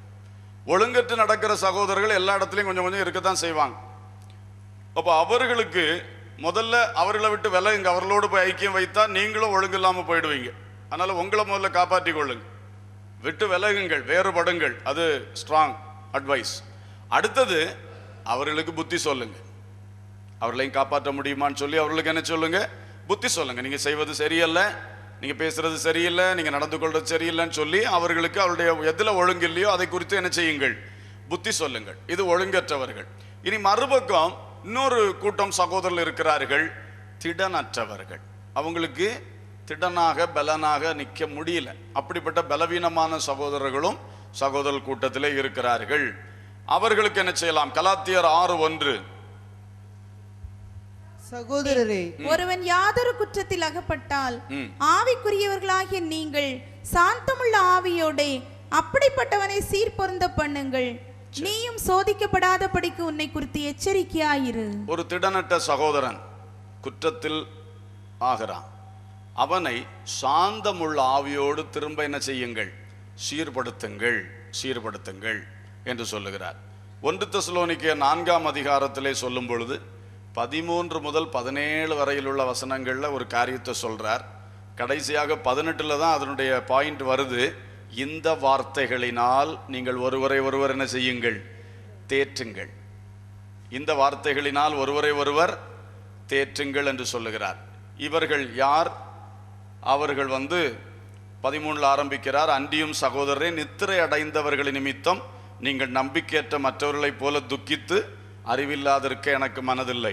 இந்த வசனம் ஃபுல்லா அவர் எழுதுறது தங்களுக்கு அருமையானவர்களை, விசுவாசிகளை இழக்க கொடுத்து, ஒரு இறந்த வீடு, ஒரு இழந்த குடும்பம், அந்த குடும்பம் திடனற்று இருக்கும் பொழுது அவர்களுக்கு சகோதரர்களாகிய நாம் செய்ய வேண்டிய ஒரு ஆறுதல், ஒரு திடன் என்னன்னு சொல்லுகிறார். நீங்கள் மற்றவர்களைப் போல துக்கிக்க வேண்டாம். என்ன, மரித்தவர் விசுவாசி, அவர் கர்த்தருடைய ராஜ்யத்துக்கு போயிருக்கிறார், கர்த்தருடைய இளைப்பாறுதலில் பிரவேசித்திருக்கிறார், அதனால நீங்க தைரியப்படுங்கன்னு சொல்லி அவரே சில வார்த்தைகளை எழுதி காட்டுகிறார். அதுல 14ஆம் வசனத்துல சொல்றாரு, இயேசுவானவர் மரித்து பின்பு எழுந்திருந்தார் என்று விசுவாசிக்கிறோமே, அப்படியே இயேசுவுக்குள் நித்திரை அடைந்தவர்களையும் தேவன் அவரோட கூட என்ன செய்வார்? கொண்டு வருவார். அவளை தைரியப்படுத்துற வார்த்தை. உங்களுக்கு அன்பானவர்களை இழந்துட்டீங்க, ஆனா நிரந்தரமா இழந்து போகல. இயேசுடைய இளைப்பாறுதலுக்குள்ள அவங்க இருக்கிறாங்க. பிதாவானவர் இயேசுவை எப்படி 3ஆம் நாளைக்கு பிறகு எழுப்பினாரோ அதுபோல இயேசுடைய வருகையிலே இந்த உங்களுக்கு அன்பானவர்களே என்ன செய்வார்? கொண்டு வருவார். அடுத்து சொல்றார், கர்த்தருடைய வார்த்தையை முன்னிட்டு உங்களுக்கு சொல்றேன், கர்த்தருடைய வருகை மட்டும் உயிரோடு இருக்கக்கூடிய நாம் நித்திரை அடைந்தவர்களுக்கு முந்திக்கிட மாட்டோம். இப்போ உங்களை விட்டு உங்க குடும்பத்திலிருந்து ஒரு நபர் கடந்து போனாங்களே, நம்ம உலகத்தில் இருக்கோம், அவங்க கடந்து போயிட்டு இளைப்பாறுதல்ல போயிட்டாங்க. அவங்க கிறிஸ்துவுக்குள் மரித்தவர்கள், நாம கிறிஸ்துவுக்குள் உயிரோடு இருக்கிறவர்கள். இப்போ இயேசுடைய வருகை நடந்தா ஃபர்ஸ்ட் போறது யாரு? அவங்க தான் ஃபர்ஸ்ட் பேட்ச். கிறிஸ்துவுக்குள் மரித்தவர்கள் முதலாவது எழுந்திருப்பார்கள், பின்பு உயிரோடு இருக்கும் நாமும் அவர்களோடு சேர்ந்து போவோம்னு சொல்லியிருக்கு. அப்ப அவர் ஆறுதல் படுத்த சொல்றார். பாத்தீங்களா, உங்களுக்கு முந்திக்கிட்டவங்க அங்கேயும் என்ன செய்துக்கிடுவாங்க? முந்தி போயிடுவாங்க அப்படின்னு சொல்லி ஒரு ஆறுதல் வார்த்தை சொல்லு. அது பிறகு இயேசு எப்படி ரகசிய வருகையில இயேசு எப்படி வருவார்னு விளக்குறார். ஆரவாரத்தோடு பிரதான தூதனுடைய சத்தத்தோடு எல்லாம் வருவார். அப்படி வரும்பொழுது கிறிஸ்துவுக்குள் மரித்தோர் முதலாவது எழுந்திருப்பார்கள், பின்பு உயிரோடு இருக்கும் நாமும் எதிர்கொண்டு போய் என்றென்றைக்கும் கர்த்தரோடு இருப்போம். ஆகையால் இந்த வார்த்தைகளாலே ஒருவரை ஒருவர் என்ன செய்யுங்கள்? சரி, அப்ப துக்கத்தில் இருக்கிற ஒரு திடனற்ற சகோதரனை மற்ற சகோதரர்கள் போய் இப்படிப்பட்ட ஆறுதல் வார்த்தை சொல்லி கிறிஸ்துவுக்குள்ளான நல்ல வார்த்தைகள் சொல்லி அவர்களை என்ன செய்ய வேண்டுமா? தேற்றி திடப்படுத்தும். அது சகோதரர்களுடைய வேலை, திடனற்றவர்களை தேற்றுகிற வேலை. அடுத்தது 1 தெசலோனிக்கேயர் 5:11 சொல்லுகிறார், நீங்கள் செய்து வருகிறபடியே ஒருவரை ஒருவர் தேற்றி ஒருவருக்கு ஒரு பக்தி விருத்தி உண்டாகும்படி செய்யுங்கள். துக்கத்தில் இருக்கும் பொழுது மட்டுமல்ல, மற்றபடியும் நீங்க இடையில சந்திக்கும் பொழுது, பேசும் பொழுது கிறிஸ்துவுக்குள்ளான ஒரு பக்தி விருத்திக்குள்ள பேச்சும் பேசுங்க. சும்மா உலக பேச்சு மட்டும் பேசிடாதீங்க. நீங்க சகோதரர்கள், விசுவாசிகள், சகோதரர்களா இருக்கிறதுனால நம்ம சாதா பேசும் பொழுதும் சரி, அந்த பிரதரோட ஒரு 10 நிமிஷம் பேசினேன், எனக்கு கிறிஸ்துவுக்குள்ள அவர் பலனாக இருக்கிறது என்று அவர் நினைக்கணும். சொல்லாட்டாலும் அவர் நினைக்கணும். அந்த அளவுக்கு நம்முடைய பேச்சு ஒரு பக்தி விருத்தியை, ஒரு எடிஃபிகேஷன். பக்தி விருத்தினா கட்டி எழுப்புகிறது, தேவ பக்தியில் கட்டி எழுப்புகிற செயல், அதை நடத்தணும். அப்படி ஒரு நல்ல பேச்சுகள் பேசி ஒருவருக்கொருவர் என்ன செய்ய வேண்டும்? பக்தி விருத்தி உண்டாக செய்ய வேண்டும். நம்மகிட்ட பேசினா அவருடைய விசுவாசம் ஒன்று கூட பலப்படணும். அவருடைய தெய்வீக அனுபவங்கள்ல கொஞ்சம் கூட ஒரு வாஞ்சை, ஒரு தூண்டுதல் அவங்களுக்கு வரணும். இருக்கிறது கெட்டு போகக்கூடாது நம்மகிட்ட பேசும் பொழுது. அப்போ நம்ம பேச்சு சரியில்லை. நம்ம பக்தி விருத்தி உண்டாக பேச வேண்டும். கர்த்தருக்கு ஸ்தோத்திரம். 14ஆம் வசனத்தில் வரும் பொழுது, சகோதரரே, நாங்கள் உங்களுக்கு போதிக்கிறது என்னவென்றால் ஒழுங்கில்லாதவர்களுக்கு புத்தி சொல்லுங்கள். அதை முதல்ல சொல்லிட்டோம். திடனற்றவர்களை தேற்றுங்கள், பலவீனரை தாங்குங்கள், எல்லாரிடத்திலும் நீடிய சாந்தமா இருங்கள். ஒழுங்கில்லாதவனை கண்டா புத்தி சொல்லு, அதே வேளையில திடனற்றவனை கண்டா என்ன செய்? தேற்று. பலவீனரை கண்டால் என்ன செய்? தாங்கு. எல்லாரிடத்திலும் எப்படி இரு? சாந்தமா இரு. ஒழுங்கில்லாம நடக்கிறவன்கிட்ட நீ சாந்தமா தான் இருக்கணும். நீ போய் கோவப்படாது. சாந்தத்தோடு தான் அவனை நீ சீர்திருத்த பார்க்கணும். அதே வேளையில திடனற்றவனை நீ அதிகமாய் தேற்றணும், பலவீனரை தாங்கணும். இதெல்லாம் நம்ம பார்க்கணும். எல்லாட்டையும் ஒன்று போல நடக்க முடியாது. பாவம், இவர்கள் இந்த நிலையிலேருந்து வர்றாங்க, ஒரு ஏழ்மை நிலையிலேருந்து வருகிறார்கள். பாவம், அந்த விசுவாசி எவ்வளோ கஷ்டம் இருக்கும் அவங்களுக்கு. அப்போ நாம் ஒரு காரியத்தை சொன்னோன்னா எல்லாம் அவங்களால செய்ய முடியாது. நம்ம கொஞ்சம் தாங்க வேண்டியது இருக்குது. சிலர் ஒரு அந்நிய மார்க்கத்திலிருந்து மனம் திரும்பி இப்போ தான் வர்றாங்க. அவங்களுக்கு கிறிஸ்தவத்தை பற்றி ரொம்ப ஒன்றும் இங்கே இருக்கிற ஆளுகளுக்கு தெரிஞ்ச மாதிரி அவங்களுக்கு தெரியாது. அப்போ எல்லாம் உடனே நம்மகிட்ட இருக்கிற மாதிரி அவங்கள்ட்ட எல்லாம் இருக்கும்னு நம்ம எதிர்பார்க்கக்கூடாது. தாங்கணும், தாங்கணும். கொஞ்சம் மெதுவாக அன்பாக அப்படி தான் கொண்டு வரணும். நீடிய சாந்தமாக இருங்க, தாங்குங்கள், தேற்றுங்கள், இதெல்லாம் செய்யுங்க. அப்படி தேற்ற வேண்டும் என்று சொல்லுகிறார். கர்த்தருக்கு ஸ்தோத்திரம். இனி கடைசியாக இன்னொரு காரியத்தை வேகமாய் சொல்லி நான் நிறுத்துகிறேன். நம்ம என்னெல்லாம் இப்போ பார்த்துருக்கிறோம்? சுயாதீனம் என்ன, கட்டுப்பாடு என்ன, வேலை செய்கிற அனுபவம், நன்மை செய்கிற அனுபவம், ஒழுங்கில்லாதவர்கள், திடனற்றவர்கள். இது போல இன்னொன்று இருக்கிறது, சகோதர சிநேகம், ஆசை மற்றும் இச்சை. இது ரெண்டும் கான்ட்ராஸ்ட். சகோதர சிநேகம் இருக்கணும், ஆசை இருக்கக்கூடாது, இச்சை இருக்கக்கூடாது. இதையும் சொல்லுது பைபிள். சகோதரர்களுக்குள் எல்லாரும் ஒருவருக்கு ஒரு பழகுகிறோம், அன்பா பழகுறோம், உரிமையோடு பழகுறோம். எல்லாரும் பழகும் பொழுது சகோதர சிநேகம் நிலைத்திருக்கணும். எபிரேயர் 13:1 சொல்லுகிறது, சகோதர சிநேகம் நிலைத்திருக்க கடவது, நிலைத்திருக்க கடவது. அதுக்கு விளக்கம் 2ஆம் வசனம், அந்நியரை உபசரிக்க மறவாதிருங்கள். அந்த சகோதர சிநேகத்தினால் அந்நியரை உபசரிங்க. சிலர் இப்படி அந்நியர் என்று உபசரித்த போது உண்மையில் வந்தவர்கள் தேவதூதர்களாக இருந்திருக்கிறார்கள். அறியாமல் அவர்கள் தேவதூதர்களை கூட என்ன செய்திருக்கிறார்கள்? விசாரித்திருக்காங்க. அதனால அந்நியரை உபசரிக்க நாடுங்கள். 3ஆம் வசனம் கொஞ்சம் கவனிக்க வேண்டியது, வாசிப்பீங்களா? கட்டப்பட்டிருக்கிறவர்களோடு நீங்களும் கட்டப்பட்டவர்கள் போல. கட்டப்பட்டிருக்க, அதாவது வாழ்க்கையில வியாதி கட்டு, பிசாசு கட்டு, கடன் பிரச்சனை கட்டு, இப்படிப்பட்ட கட்டப்பட்டவர்களோட நீங்களும் கட்டப்பட்டவர்கள் போல, கட்டப்பட்டவர்கள் போல அவர்களை நினைத்துக் கொள்ளுங்கள், அவர்களை நினைத்துக் கொள்ளுங்கள். இப்போ ஒரு ஆள் வியாதியில கிடந்தா நம்ம சகோதரன் போய் அவங்கள விசாரிக்கும் பொழுது இந்த சகோதர சிநேகம் எப்படி இருக்கணுமா? நான் வியாதியில இருந்தா எப்படி இருக்கும் எனக்கு, அப்படி ஃபீல் பண்ணி அவங்க நிலைமையை நம்ம புரிஞ்சு, கட்டப்பட்டவர்களோட நீங்களும் உங்களை கட்டப்பட்டவர்களா நினைச்சுக்கணுங்க. அவங்க ஒரு கஷ்டத்துக்குள்ள ஆயிருக்கும் பொழுது அந்த கஷ்டத்துல எப்படி அவங்க மனம் பதறும், எப்படி அவங்க வேதனைப்படுவாங்கன்னு நீங்களும் கொஞ்சம் உள்ளத்துல எடுத்து, அதான் சகோதர சிநேகம். இயேசு கிறிஸ்து நோயாளிகளை பார்த்த பொழுது, வியாதியஸ்தரை பார்த்த பொழுது மனது உருகி தொட்டார், சுகமாயிற்று. அல்லேலூயா. அது வெறும் தொடுதல் அல்ல, அது என்னது? மனது உருக்கம். அதான் அந்த நிலையில் இருக்கிறவர்கள் எப்படி இருப்பார்? இயேசு அதை ரொம்ப செய்தார். நாயின் ஒரு விதவை விஷயத்துல அந்த பாடையை தொட்டார், நின்னாச்சு. வாலிபனை எழுந்துருன்னு சொன்னா அவன் எழும்பிடுவான். ஆனா அதுக்கு முன்னாடி அழாதே, இந்த வார்த்தை எதுக்கு சொன்னார்? தேவையே இல்லை. அவ எழுப்புனாலே அவ அடுத்தது அழுதா கூட அது ஆனந்த கண்ணீரா தான் வரும். இருந்தாலும் அப்பொழுது அவள் இருக்கிற நிலைமை எப்படிப்பட்ட நிலைமைன்னு அவர் கொஞ்சம் உணர்றார். கட்டப்பட்டவளோடு அவரும் கட்டப்பட்டவர் போல ஒரு வார்த்தை அழாதே. மரியாள்கிட்ட வந்தார், அவள் அழுதை பார்த்துட்டு இவர் வந்ததே லாசரு உயிரோடு எழுப்புக்கு தான் வந்திருக்கிறார். அழுதை பார்த்துன்னா அவர் கண்ணீர் விட்டாச்சு, இயேசு கண்ணீர் விட்டாச்சு. ஏன்? அந்த தற்காலிகம் அவள் அழுகிறார், தற்காலிகம் அவளுடைய சூழ்நிலை எப்படி அதை நினைச்சு ஃபீல் பண்றா. அந்த கட்டப்பட்டவளோடு அவளும் கட்டப்பட்டவர் போல. ஆனா அடுத்த நிமிஷம் விடுதலையை கொடுக்கிறார். இதுதான் நாம் படிக்க வேண்டிய ஒரு காரியம். சகோதர சிநேகத்தோடு நடந்து கொள்ளும் பொழுது, கஷ்டப்படுற இடத்துல போகும்பொழுது ஏதோ ஒரு கடமைக்கு போனோம் பார்த்தோம் அந்த மாதிரி இருக்கக்கூடாது. ஒரு பரிவோடு, ஒரு இரக்கத்தோடு, அவளுடைய கஷ்டத்தை புரிந்து கொண்டவர்களாக சில நியாயம் பேசுவார்கள், பாப்பார்கள். இந்த பக்கம் வந்து இவனுக்கு வேணும், அன்னைக்கே நினைச்சேன், போன போக்கு சரியே கிடையாது. அது நீங்கள் பார்க்காமலே இருந்திருக்கலாம்ல, போய் விசாரிச்சு என்ன பிரயோஜனம்? போய் அங்கே போய் ஒரு நீண்ட ஜெபமும் பண்ணுவார்கள், பயங்கரமான ஜெபம் பண்ணி இயேசுவின் நாமத்தில் இப்போ எழுப்பணும், இல்லாட்டா உண்மை விட மாட்டேன்னு அங்கே சொல்லிட்டு வந்திருப்பாரு. இங்கே வந்து இவங்க கடந்தா தான் சரியாவான். இப்படியெல்லாம் பேசக்கூடாது. பரிவோடு கூட என்ன செய்யணும்? தப்பு செய்து தண்டனை அனுபவிச்சா கூட நமக்கு ஒரு பரிவு வேணும். தப்பு செஞ்சிட்டாங்க, தண்டனை அனுபவிக்கிறாங்க, தெரியுது, சரி ஆண்டவரே திருந்தட்டும், நல்லா ஆகட்டும். அப்படித்தான் நம்ம ஒரு பரிவு. சகோதர சிநேகம்னா இதுதான். ஒரு வெறுப்பு, கசப்பு, வைராக்கியம் அது சகோதரர்களுக்குள்ள இருக்கக்கூடாது. அப்போ சகோதரங்களே இல்லை. எனவே சகோதர சிநேகம் நிலைத்திருக்க கடவுள். அந்த பாயிண்ட்ல தான் கீழே வர்றார். 2ஆம் வசனம் அந்நியரை உபசரிக்க நாடுங்க. 3ஆம் வசனம் கட்டப்பட்டவர்களோடு நீங்களும் கட்டப்பட்டவர்களை போல நினைச்சு அவங்களுக்கு என்ன செய்யணும்? உதவி செய்யணும். அதுல கடைசியில் வருது, தீங்கு அனுபவிக்கிறவர்களை நினையுங்கள். 4வது அதுல கொண்டு விவாகத்தை பேசுறார். சகோதர சிநேக டாபிக்கை தொடங்கி வரும்பொழுது சொல்றாரு, விவாகம் கனமுள்ளதாக இருக்கட்டும். ஏன்னா சகோதரனே, நீ கிறிஸ்துவுக்குள்ளான ஒரு சகோதரியை தான் கல்யாணம் பண்ற.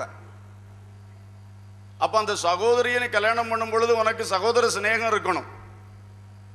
நீ விவாகத்தை ஒரு மாதிரி கனவீனமா நடத்தக்கூடாது. அது ரொம்ப முக்கியம். அடுத்து சொல்றார், விவாகம் மஞ்சம் அசுசிப்படாதிருப்பதாக. இது மறுபக்கம், ஆசை இச்சை என்கிற அந்த சைடில், அந்த தலைப்பு கீழே போகுது. இது வரைக்கும் இந்த பக்கம் பேசணும். சகோதர சிநேகம் விவாகத்தை கனம் பண்ணும், சகோதர சிநேகம். ஆனா சிலர் விவாகத்தை கனம் பண்றதுல தப்பா நடக்கிறாங்க, சரியில்லாம நடக்கிறாங்க. இது அந்த பக்கம். உன்னுடைய ஆசை இச்சைகளுக்கு இடம் கொடுக்கிற விவாகம் மஞ்சத்தை நீ அசுசிப்படுத்துற, வேசிக்கல்லரையும் விபசாரக்காரரையும் தேவன் நியாயம் தீர்ப்பார். நீ சகோதரனாக்கும் சகோதர சிநேகத்தோடு இரு. கணவன் மனைவி என்று சொல்லும் பொழுதும் நீங்கள் சகோதரர்கள் அல்லவா? 1 பேதுரு 3:7 என்ன சொல்லுகிறது? புருஷர்களே, உங்கள் மனைவிகள் பலவீனம் பாண்டமாக இருக்கிறபடியினால் நீங்கள் விவேகத்தோடு அவர்களுடனே வாழ்ந்து நீங்களும் அவர்களுடனே கூட நித்திய ஜீவனாகிய கிருபையை சுதந்தரிக்க வேண்டியவர்கள் என்று அறிந்து அவர்களுக்கு செய்ய வேண்டிய கனத்தை செய்யுங்க. அந்த மனைவியும் உங்களோடு அங்க வந்து சேரணும். அப்ப அதுக்குள்ள ஒரு கனம், விவாகத்தை கனமா எண்ணு, கனமாக நடந்து கொள். சகோதர சிநேகம் நிலைத்திருக்க கடவது. ஹல்லேலூயா. அடுத்தது என்ன சொல்றாரு? நீங்கள் பண ஆசை இல்லாதவர்களா இருந்து உங்களுக்கு இருக்கிறவைகள் போதும் என்று. இது எந்த டாபிக்ல வருது? சகோதர சிநேகம் என்கிற பெரிய டாபிக்ல விவாகம் என்கிற சப் டாபிக் உள்ள வருது. பண ஆசை இல்லாம நடந்து, விவாகத்துல பண ஆசை, டவுரி வாங்குகிறது, இது மாதிரி. இனி ஒரு சகோதரனுடைய வீட்டில் தான் நீ இடப்பட போற. கிறிஸ்துவுக்குள்ளான சகோதரர்கள், உங்க மகனுக்கு பொண்ணு எடுக்கிறதுக்கு இன்னொரு கிறிஸ்துவுக்குள்ளான ஒரு சகோதரனுடைய வீட்டில் போய் பேசுற, அங்க இருக்கிறத பிடுங்கிட்டு வரணும்னு நினைச்சா எப்படி? பண ஆசை வேண்டாம், உனக்கு இருக்கிறது போதும் என்று எண்ணுங்கள். அப்பொழுது வாக்குத்தத்தத்தை கூடவே எழுதி வைத்திருக்கிறார், நான் உன்னை விட்டு விலகுவதும் இல்லை, உன்னை கைவிடுவதும் இல்லை. ஏற்கனவே இந்த பாயிண்ட் வரும்பொழுதெல்லாம் சொல்றேன். ஏன்னா குமரி மாவட்ட கிறிஸ்தவர்களாகிய நமக்கு இது ரொம்ப தேவையான டாப்பிக்காக இருக்கனால தான் சொல்றது. திரும்பவும் சொல்றேன், டவுரி வாங்கக்கூடாது, டவுரி பேசி கல்யாணம் நடத்தக்கூடாது. விசுவாசிகள் அதில் ரொம்ப கரெக்டாக நீங்கள் இருக்க வேண்டும். உங்கள் ஆண் பிள்ளைகள் கல்யாணத்துக்கு டவுரியே பேசாதீங்க. உங்கள் பிள்ளைக்கு நீங்கள் என்ன கொடுக்குறீங்களோ அதை கொடுங்க. அதே வேளையில் பெண் பிள்ளையை இது பண்ணும்போது பெண் பிள்ளைக்கு கொடுக்கணும் இல்லையா? பெற்றோர் கொடுக்கணும், அவங்க கேட்டு வாங்கக்கூடாது. நமக்கு பிள்ளை, நமக்கு ஆண் பிள்ளை பெண் பிள்ளை எல்லாம் ஆண்டவர் தந்தார். ஆண் பிள்ளைக்கு எல்லாத்தையும் சேர்த்து வச்சுட்டு பெண் பிள்ளைய சும்மா விட்டுருவேன் அப்படி சொல்லி நினைச்சா அது எவ்வளோ மோசமான காரியம். அநீதி செய்யக்கூடாது, பட்சபாதமாக இருக்கக்கூடாது. அந்த பிள்ளைக்கும் கொடுக்க வேண்டியதை கொடுத்து அதோடைய வாழ்க்கைக்கு சந்தோஷமானதை செய்யணும். அது பெற்றோருடைய கடமை. மற்றவர்கள் டிமாண்ட் பண்ணி வாங்கக்கூடாது, அது சரியில்லை. அதில் நம்ம எல்லாருமே தெளிவுள்ளவர்களாக இருக்கணும். நம்ம மாவட்டத்தில் அல்லது நம்ம சூழ்நிலை அப்படி இருக்குன்னு சொல்லி சொந்தக்காரருடைய கையில் விழுந்து கொடுக்கக்கூடாது. சாட்சியாக நிற்கணும். நின்னா உங்கள் மூலம் தேவனுடைய நாமமும் தேவனுடைய உபதேசமும் தூஷிக்கப்படாமல் மகிமைப்படும். அல்லேலூயா. அப்படி செய்கிற குடும்பங்களை நினைத்து நான் ரொம்ப சந்தோஷப்படுகிறேன். அப்படி எல்லா குடும்பங்களும் செய்யணும் கண்டிப்பாக. இன்னொன்று கூட சேர்த்து ஒரு ஆலோசனைன்னு சொல்லிடுறேன். இப்போ சிலர் செய்கிறது டவுரி ஒன்றும் வேண்டாம், கல்யாண செலவு மட்டும் செய்ய சொல்லுங்க. இவங்க மகனுக்கு கல்யாண செலவு அடுத்த வீட்டிலேருந்து வரணும். என்னத்துக்கு? மகனை வளர்த்து ஒரு கல்யாண செலவு ஒரு விருந்து போடுறதுக்கு அவங்களுக்கு முடியல, அதையும் போய் அடுத்த வீட்டில் கேட்டு வாங்கியா போடணும். அது ஒரு ஒழுங்கு இருக்கு இல்லையா? என்ன ஒழுங்கு? என்ன ஒழுங்கு? நீங்கள் உங்கள் மகனுக்கு கல்யாணத்தை நீங்கள் சந்தோஷமாக நடத்தி விடுறதெல்லாம் உங்களுக்கு மேன்மை, அடுத்த ஆள்கிட்ட கேட்டு வாங்கி நடத்தி விடுறதா மேன்மை.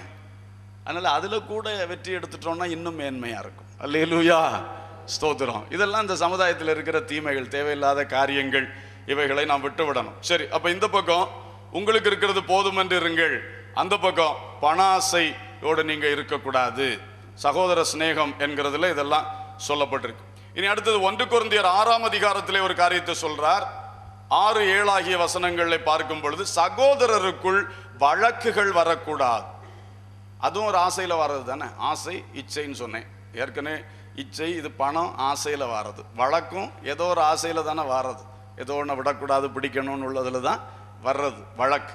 இங்கே சொல்லிக்க சகோதரர்களுக்குள் வழக்கு வரக்கூடாது. சகோதர சிநேகம் உள்ளவர்கள் என்ன செய்வார்களாம்? சகோதரர்களுக்குள் அநியாயத்தை சகிக்க வேண்டும், நஷ்டத்தை பொறுத்து கொள்ள வேண்டும். அதுதான் பவுல் கொடுக்குற அழகான ஆலோசனை. சகோதரங்களுக்குள்ள ஒரு சகோதரன் அநியாயம் செய்யறான், அவன் செய்யக்கூடாது, செய்துட்டான், அதை இந்த சகோதரன் சகிக்கணும், பொறுக்கணும், சகித்து கொள்ளணும், பொறுக்கணும். இனி முடியல, கஷ்டமா இருக்குன்னா அந்த வழக்கை கொண்டு அந்நியனிடத்துல போகாது, சகோதரனிடத்திலே வா. நான் அன்னைக்கு சொன்னேன்ல, இடையில ஒரு கிளாஸ்ல நம்ம எடுத்தோம் இல்லையா, இயேசுவானவர் சொன்னது போல முதல்ல நீயும் அவனும் தனித்திருக்கும் போது பேசு, 1 to 1 பேசு. அடுத்து அவன் அதிலே கேட்காட்டா 2 சாட்சிகளை கொண்டு போய் பேசு, 2வது பேச்சு. அதுலேயும் ஒத்து வராட்டா சபைக்கு கொண்டு வா. அதான் இயேசு சொன்னது. அந்த சபைக்கு கொண்டு வர்றதை பற்றி தான் பவுல் சொல்றான். அந்த 3வது ஸ்டெப்பை தான் பவுல் இங்கே எழுதியிருக்கிறார். முதல்ல தனித்தனியாக 1 to 1 பேசிருங்க. நீங்கள் சகோதரங்க தான், வேற யாரும் தேவையில்லை, அன்பா கூப்பிட்டு பேசுங்க. அதில் சரியில்லாட்டா ஒரு 2 சாட்சியை கொண்டு போய் பேசுங்க. அதுலேயும் ஒத்து வராட்டா 3வது சபைக்கு தெரிவிங்க. அப்போ சபை இடப்படுது, சகோதரர்கள். அதுக்கு தான் அவர் 1 கொரிந்தியர் 6 சொல்றாரு, உங்களுக்குள்ள இருக்க வழக்கத்திக்க உங்கள் ஆள் இல்லையா, அந்நியரிடத்துல போகணுமா? சபையில் அற்பமா எண்ணப்பட்ட 2 விசுவாசிகளை வச்சுங்க, உங்களுக்கு வெக்கம் உண்டாகும்படி இப்படி சொல்றேன், வச்சு உங்க பிரச்சனையை பேசி தீர்த்துருங்க அப்படின்னு சொல்றாரு. பாருங்க, அப்ப கட்டாயமாக நமக்குள்ள இருக்கிற பிரச்சனை நம்ம தீக்கணும், நமக்குள்ளே தீர்த்தரணும். அல்லேலூயா. இதை வருஷக்கணக்காக இழுத்துட்டு போனா பரலோத்து போய் சேர முடியாது. அதனால பிரியமானவர்களே, பகை, சின்ன சின்ன பணப்பிரச்சனை, சொத்து பிரச்சனை, எல்கை பிரச்சனை, அது இது இப்படி தான் இருக்கும். இதெல்லாம் பெரிய விஷயம் இல்லை. முதல்ல சகிக்கிறத சகிச்சு விட்டுருங்க. இல்லை இது பெரிய ஒரு சிக்கலாக இருக்கு, பேசி தீக்கணும் அப்படின்னு உண்டுன்னா முதல்ல நேரில் பேசிடுங்க. இயேசு சொன்ன ஒழுங்கில் போங்க, இயேசு உங்களுக்கு ஜெயம் தருவார். நீங்கள் முதல்ல தனியாக பேசுங்க, இல்லைன்னா 2 பேரை வச்சு பேசுங்க, இல்லைன்னா சபையில் வந்து சொல்லுங்க, இப்படி பேசுங்க, இந்த சகோதரனை கூப்பிட்டு பேசுங்கன்னு இங்கே வந்து சொல்லுங்க. அதுக்குள்ள ஒழுங்கை செய்து பேசுவோம், எப்படியாவது சரிப்படுத்துவோம். நீங்கள் கேட்காமலே நாங்கள் சில ஒழுங்குகள் அங்கே செஞ்சிட்டு இருக்கிறோம், எங்களால் இயன்ற வரைக்கும் பேசி கொண்டிருக்கிறோம். ஆனால் நீங்களே வரணும், வந்து பேசி எப்படியாவது நமக்கு நல்லா போகணும், ஒன்றா போகணும் என்று நினைக்கணும். சபைக்குள்ள பகை, விரோதம் இடமே இருக்கக்கூடாது. சகோதர கூட்டம் நல்ல சகோதர சிநேகம் நிறைந்த கூட்டமாக இருக்க வேண்டும். அல்லேலூயா, கர்த்தருக்கு ஸ்தோத்திரம். வழக்குகள் விஷயங்கள். அடுத்த உறவுகள் விஷயத்தை பேசுறார். 1 தீமோத்தேயு 5ஆம் அதிகாரம் முதல் 2 வசனங்கள். இதுவும் ஏற்கனவே வாஸ்தவ வசனம் தான். இந்த சப்ஜெக்ட்ல வரும்பொழுது இப்படி சொல்லுவோம், பாலிய புருஷர்களை சகோதரர்களாக பாவித்து நடத்து. ஊழியக்காரனாகிய தீமோத்தேயுக்கு சொல்றார். பாலிய ஸ்திரீகளை சகோதரிகளை போல நடத்து. முதிர் வயது உள்ளவர்களை தகப்பனை போல நடத்து. முதிர் வயதான பெண்களை தாயை போல நடத்து. ஊழியக்காரங்களுக்கு சொல்லும் பொழுதும் அந்த சபைக்குள்ள உள்ள உறவுகள் எப்படி இருக்கணும். சகோதரர்கள் என்றாலும் சகோதரர்கள் நிறைய டைப் இருக்காங்க இல்லையா, வயசு மூத்தவங்க இருக்காங்க, அவங்களும் கிறிஸ்துவுக்குள் சகோதரங்க தான். அவங்கள்ட்ட போய் பிரதர் பிரதர் ஆய் பிரதர் அப்படின்னு சொல்லி நம்ம வாலிபட்டு நடக்க மாதிரி அவங்கள்ட்ட நடக்க முடியுமா? அவங்களுக்கு ஒரு கனம் உண்டு. தகப்பன் உன் தகப்பன்ட்ட எப்படி நடந்து கொள்வாப்பா தீமோத்தேயு, அதுபோல் அந்த பெரிய ஆளுகள்கிட்ட நடந்துக்க. உன் தாயிடத்துல எப்படி நடந்து கொள்வேன், அதை மாதிரி இந்த பெரிய ஆள்கள்கிட்ட பெரிய பெண்கள்கிட்ட நடந்துக்க. உனக்கு ஒத்த ஆட்கள் இருக்காங்க, யங்ஸ்டர்ஸ் இருக்காங்க, அவங்கள்ட்ட நீ நடந்து கொள்ளும் பொழுது சகோதரி எல்லா கற்புடன் சகோதரிகளை போல சகோதரங்களை போல நடந்து கொள்ள வேண்டும் என்று சொல்லுகிறார். கடைசியாக ஒன்றை சொல்லி முடிப்போம். 1 தெசலோனிக்கேயர் 4ஆம் அதிகாரத்திலே ஒரு காரியத்தை சொல்லுகிறார். 4ஆம் அதிகாரம் 3 முதல் சொல்லும் பொழுது சொல்லுகிறார், நீங்கள் பரிசுத்தம் உள்ளவர்களாக வேண்டும் என்பதே தேவனுடைய சித்தமாய் இருக்கிறது. அந்தப்படி நீங்கள் வேசி மார்க்கத்துக்கு விலகி இருந்து தேவனை அறியாத அஞ்ஞானிகளைப் போல மோக இச்சைக்குட்படாமல் உங்களில் அவனவன் தன் தன் சரீரபாண்டத்தை பரிசுத்தமாயும் கனமாயும் ஆண்டு கொள்ளும்படி அறிந்து. நம்மளுக்கு தரப்பட்டிருக்கிற சரீரம் நம் சகோதரர்கள், இந்த சரீரமாகிய மண்பாண்டத்தை நாம் கனமாகவும் பரிசுத்தமாகவும் ஆண்டு கொள்ளணும், பயன்படுத்தி கொள்ளணும். அது அறிந்து இந்த விஷயத்தில் ஒருவனும் மீறாமலும், எல்லாம் தாண்டக்கூடாது, மீறக்கூடாது, தன் சகோதரனை வஞ்சியாமலும் இருக்க வேண்டும்.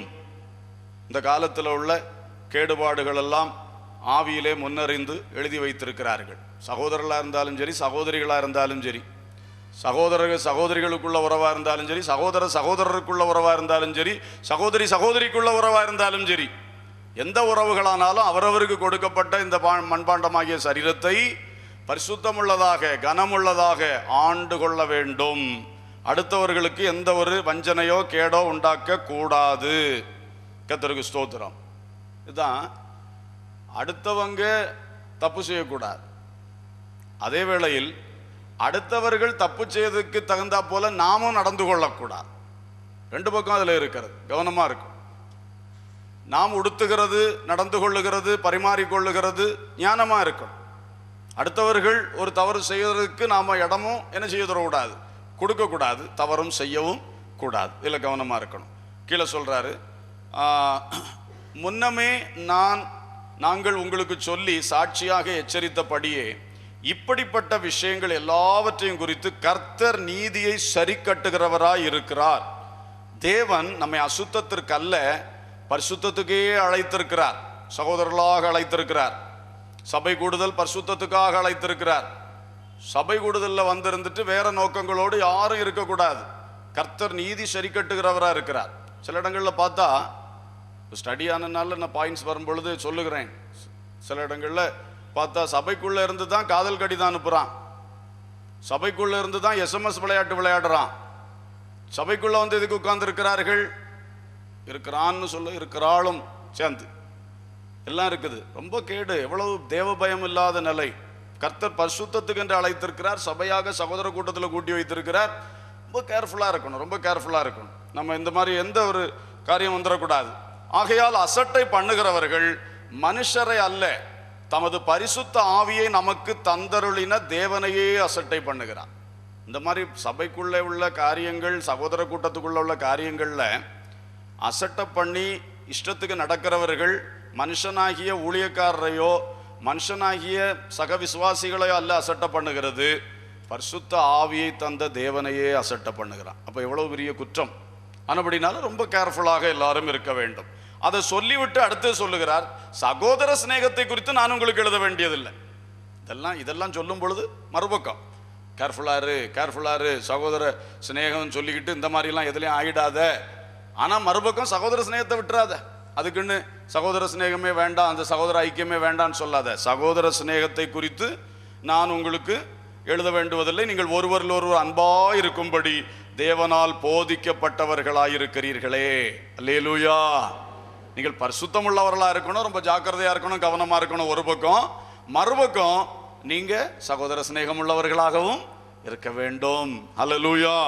இதுலேயும் நம்ம கவனமாக இருக்கணும். கர்த்தருக்கு ஸ்தோத்திரம். சகோதர அன்பிலே பெருக வேண்டும் என்று சொல்லி இருக்கிறது. 1 தெசலோனிக்கேயர் 5:26 சொல்லும் பொழுது சகோதரர்கள் எல்லாரும் பரிசுத்த முத்தத்தோடு என்ன செய்யுங்கள், வாழ்த்துங்கள்னு சொல்லியிருக்கு. சகோதரெல்லாம் பரிசுத்த முத்தத்தோட வாழ்த்தணும். ஆண்கள் ஆண்களுக்குள், பெண்கள் பெண்களுக்குள் வாழ்த்தணும். இதை கூட சொல்ல வேண்டியிருக்கு. சில இடத்துல இதெல்லாம் பயன்படுத்திடுவார்கள். ஆமாம், நம்ம நாட்டு வழக்கத்தின்படி வெளிநாடுகளில் போனால் சும்மா ஆண்கள் பெண்கள் எல்லாரும் கைகுலுக்கிக்கிட்டுறாங்க, எல்லாம் பண்ணுவாங்க. நம்ம இடத்துல அப்படி கிடையாது. அப்போ இது ஒரு நல்ல ஒழுங்கு, அதை நம்ம ஃபாலோ பண்ணணும் இருக்கணும். வெளிநாட்டுக்கு போயிட்டு வந்தேன், அங்கே எல்லாரும் கைகுலுக்கிட்டு இருக்கா, நம்ம கைகுலுக்குன்னா என்ன நல்லா இருக்குமா? இந்த மாதிரிப்பட்ட தேவையில்லாத சுயாதீனங்களை என்ன செய்யக்கூடாது, கொண்டு வரக்கூடாது. நல்ல ஒழுங்குக்குள்ளே நாம் நிற்கணும். அதுதான் இது எல்லாம் சில இடங்களில் நடக்கிற சில திடீர்னு வரக்கூடிய ரொம்ப வஞ்சகங்களாக இருக்கிறது. ஆகவே நமக்கு நல்ல சமுதாய ஒழுங்கு தந்திருக்கிறார். நம்மகிட்ட தான் நிறைய ஆட்கள் படிக்கணும். மேலை நாட்டுக்காரங்கள்லாம் நம்மகிட்ட இருந்து தான் நல்ல ஒழுங்குகளை படிக்கணும்.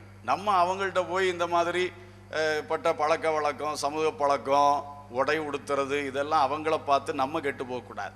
நம்மளை பார்த்து நல்ல உடை உடுத்தவும் நல்ல சமூக பழக்க வழக்கங்களையும் இந்த மேலை நாட்டு மக்கள் என்ன செய்ய வேண்டும், படிக்கணும். அதுக்கு தான் கர்த்தர் நம்முடைய மிஷினரிகளை இப்போ அனுப்ப சித்தமாக இருக்கிறார். அல்லேலூயா.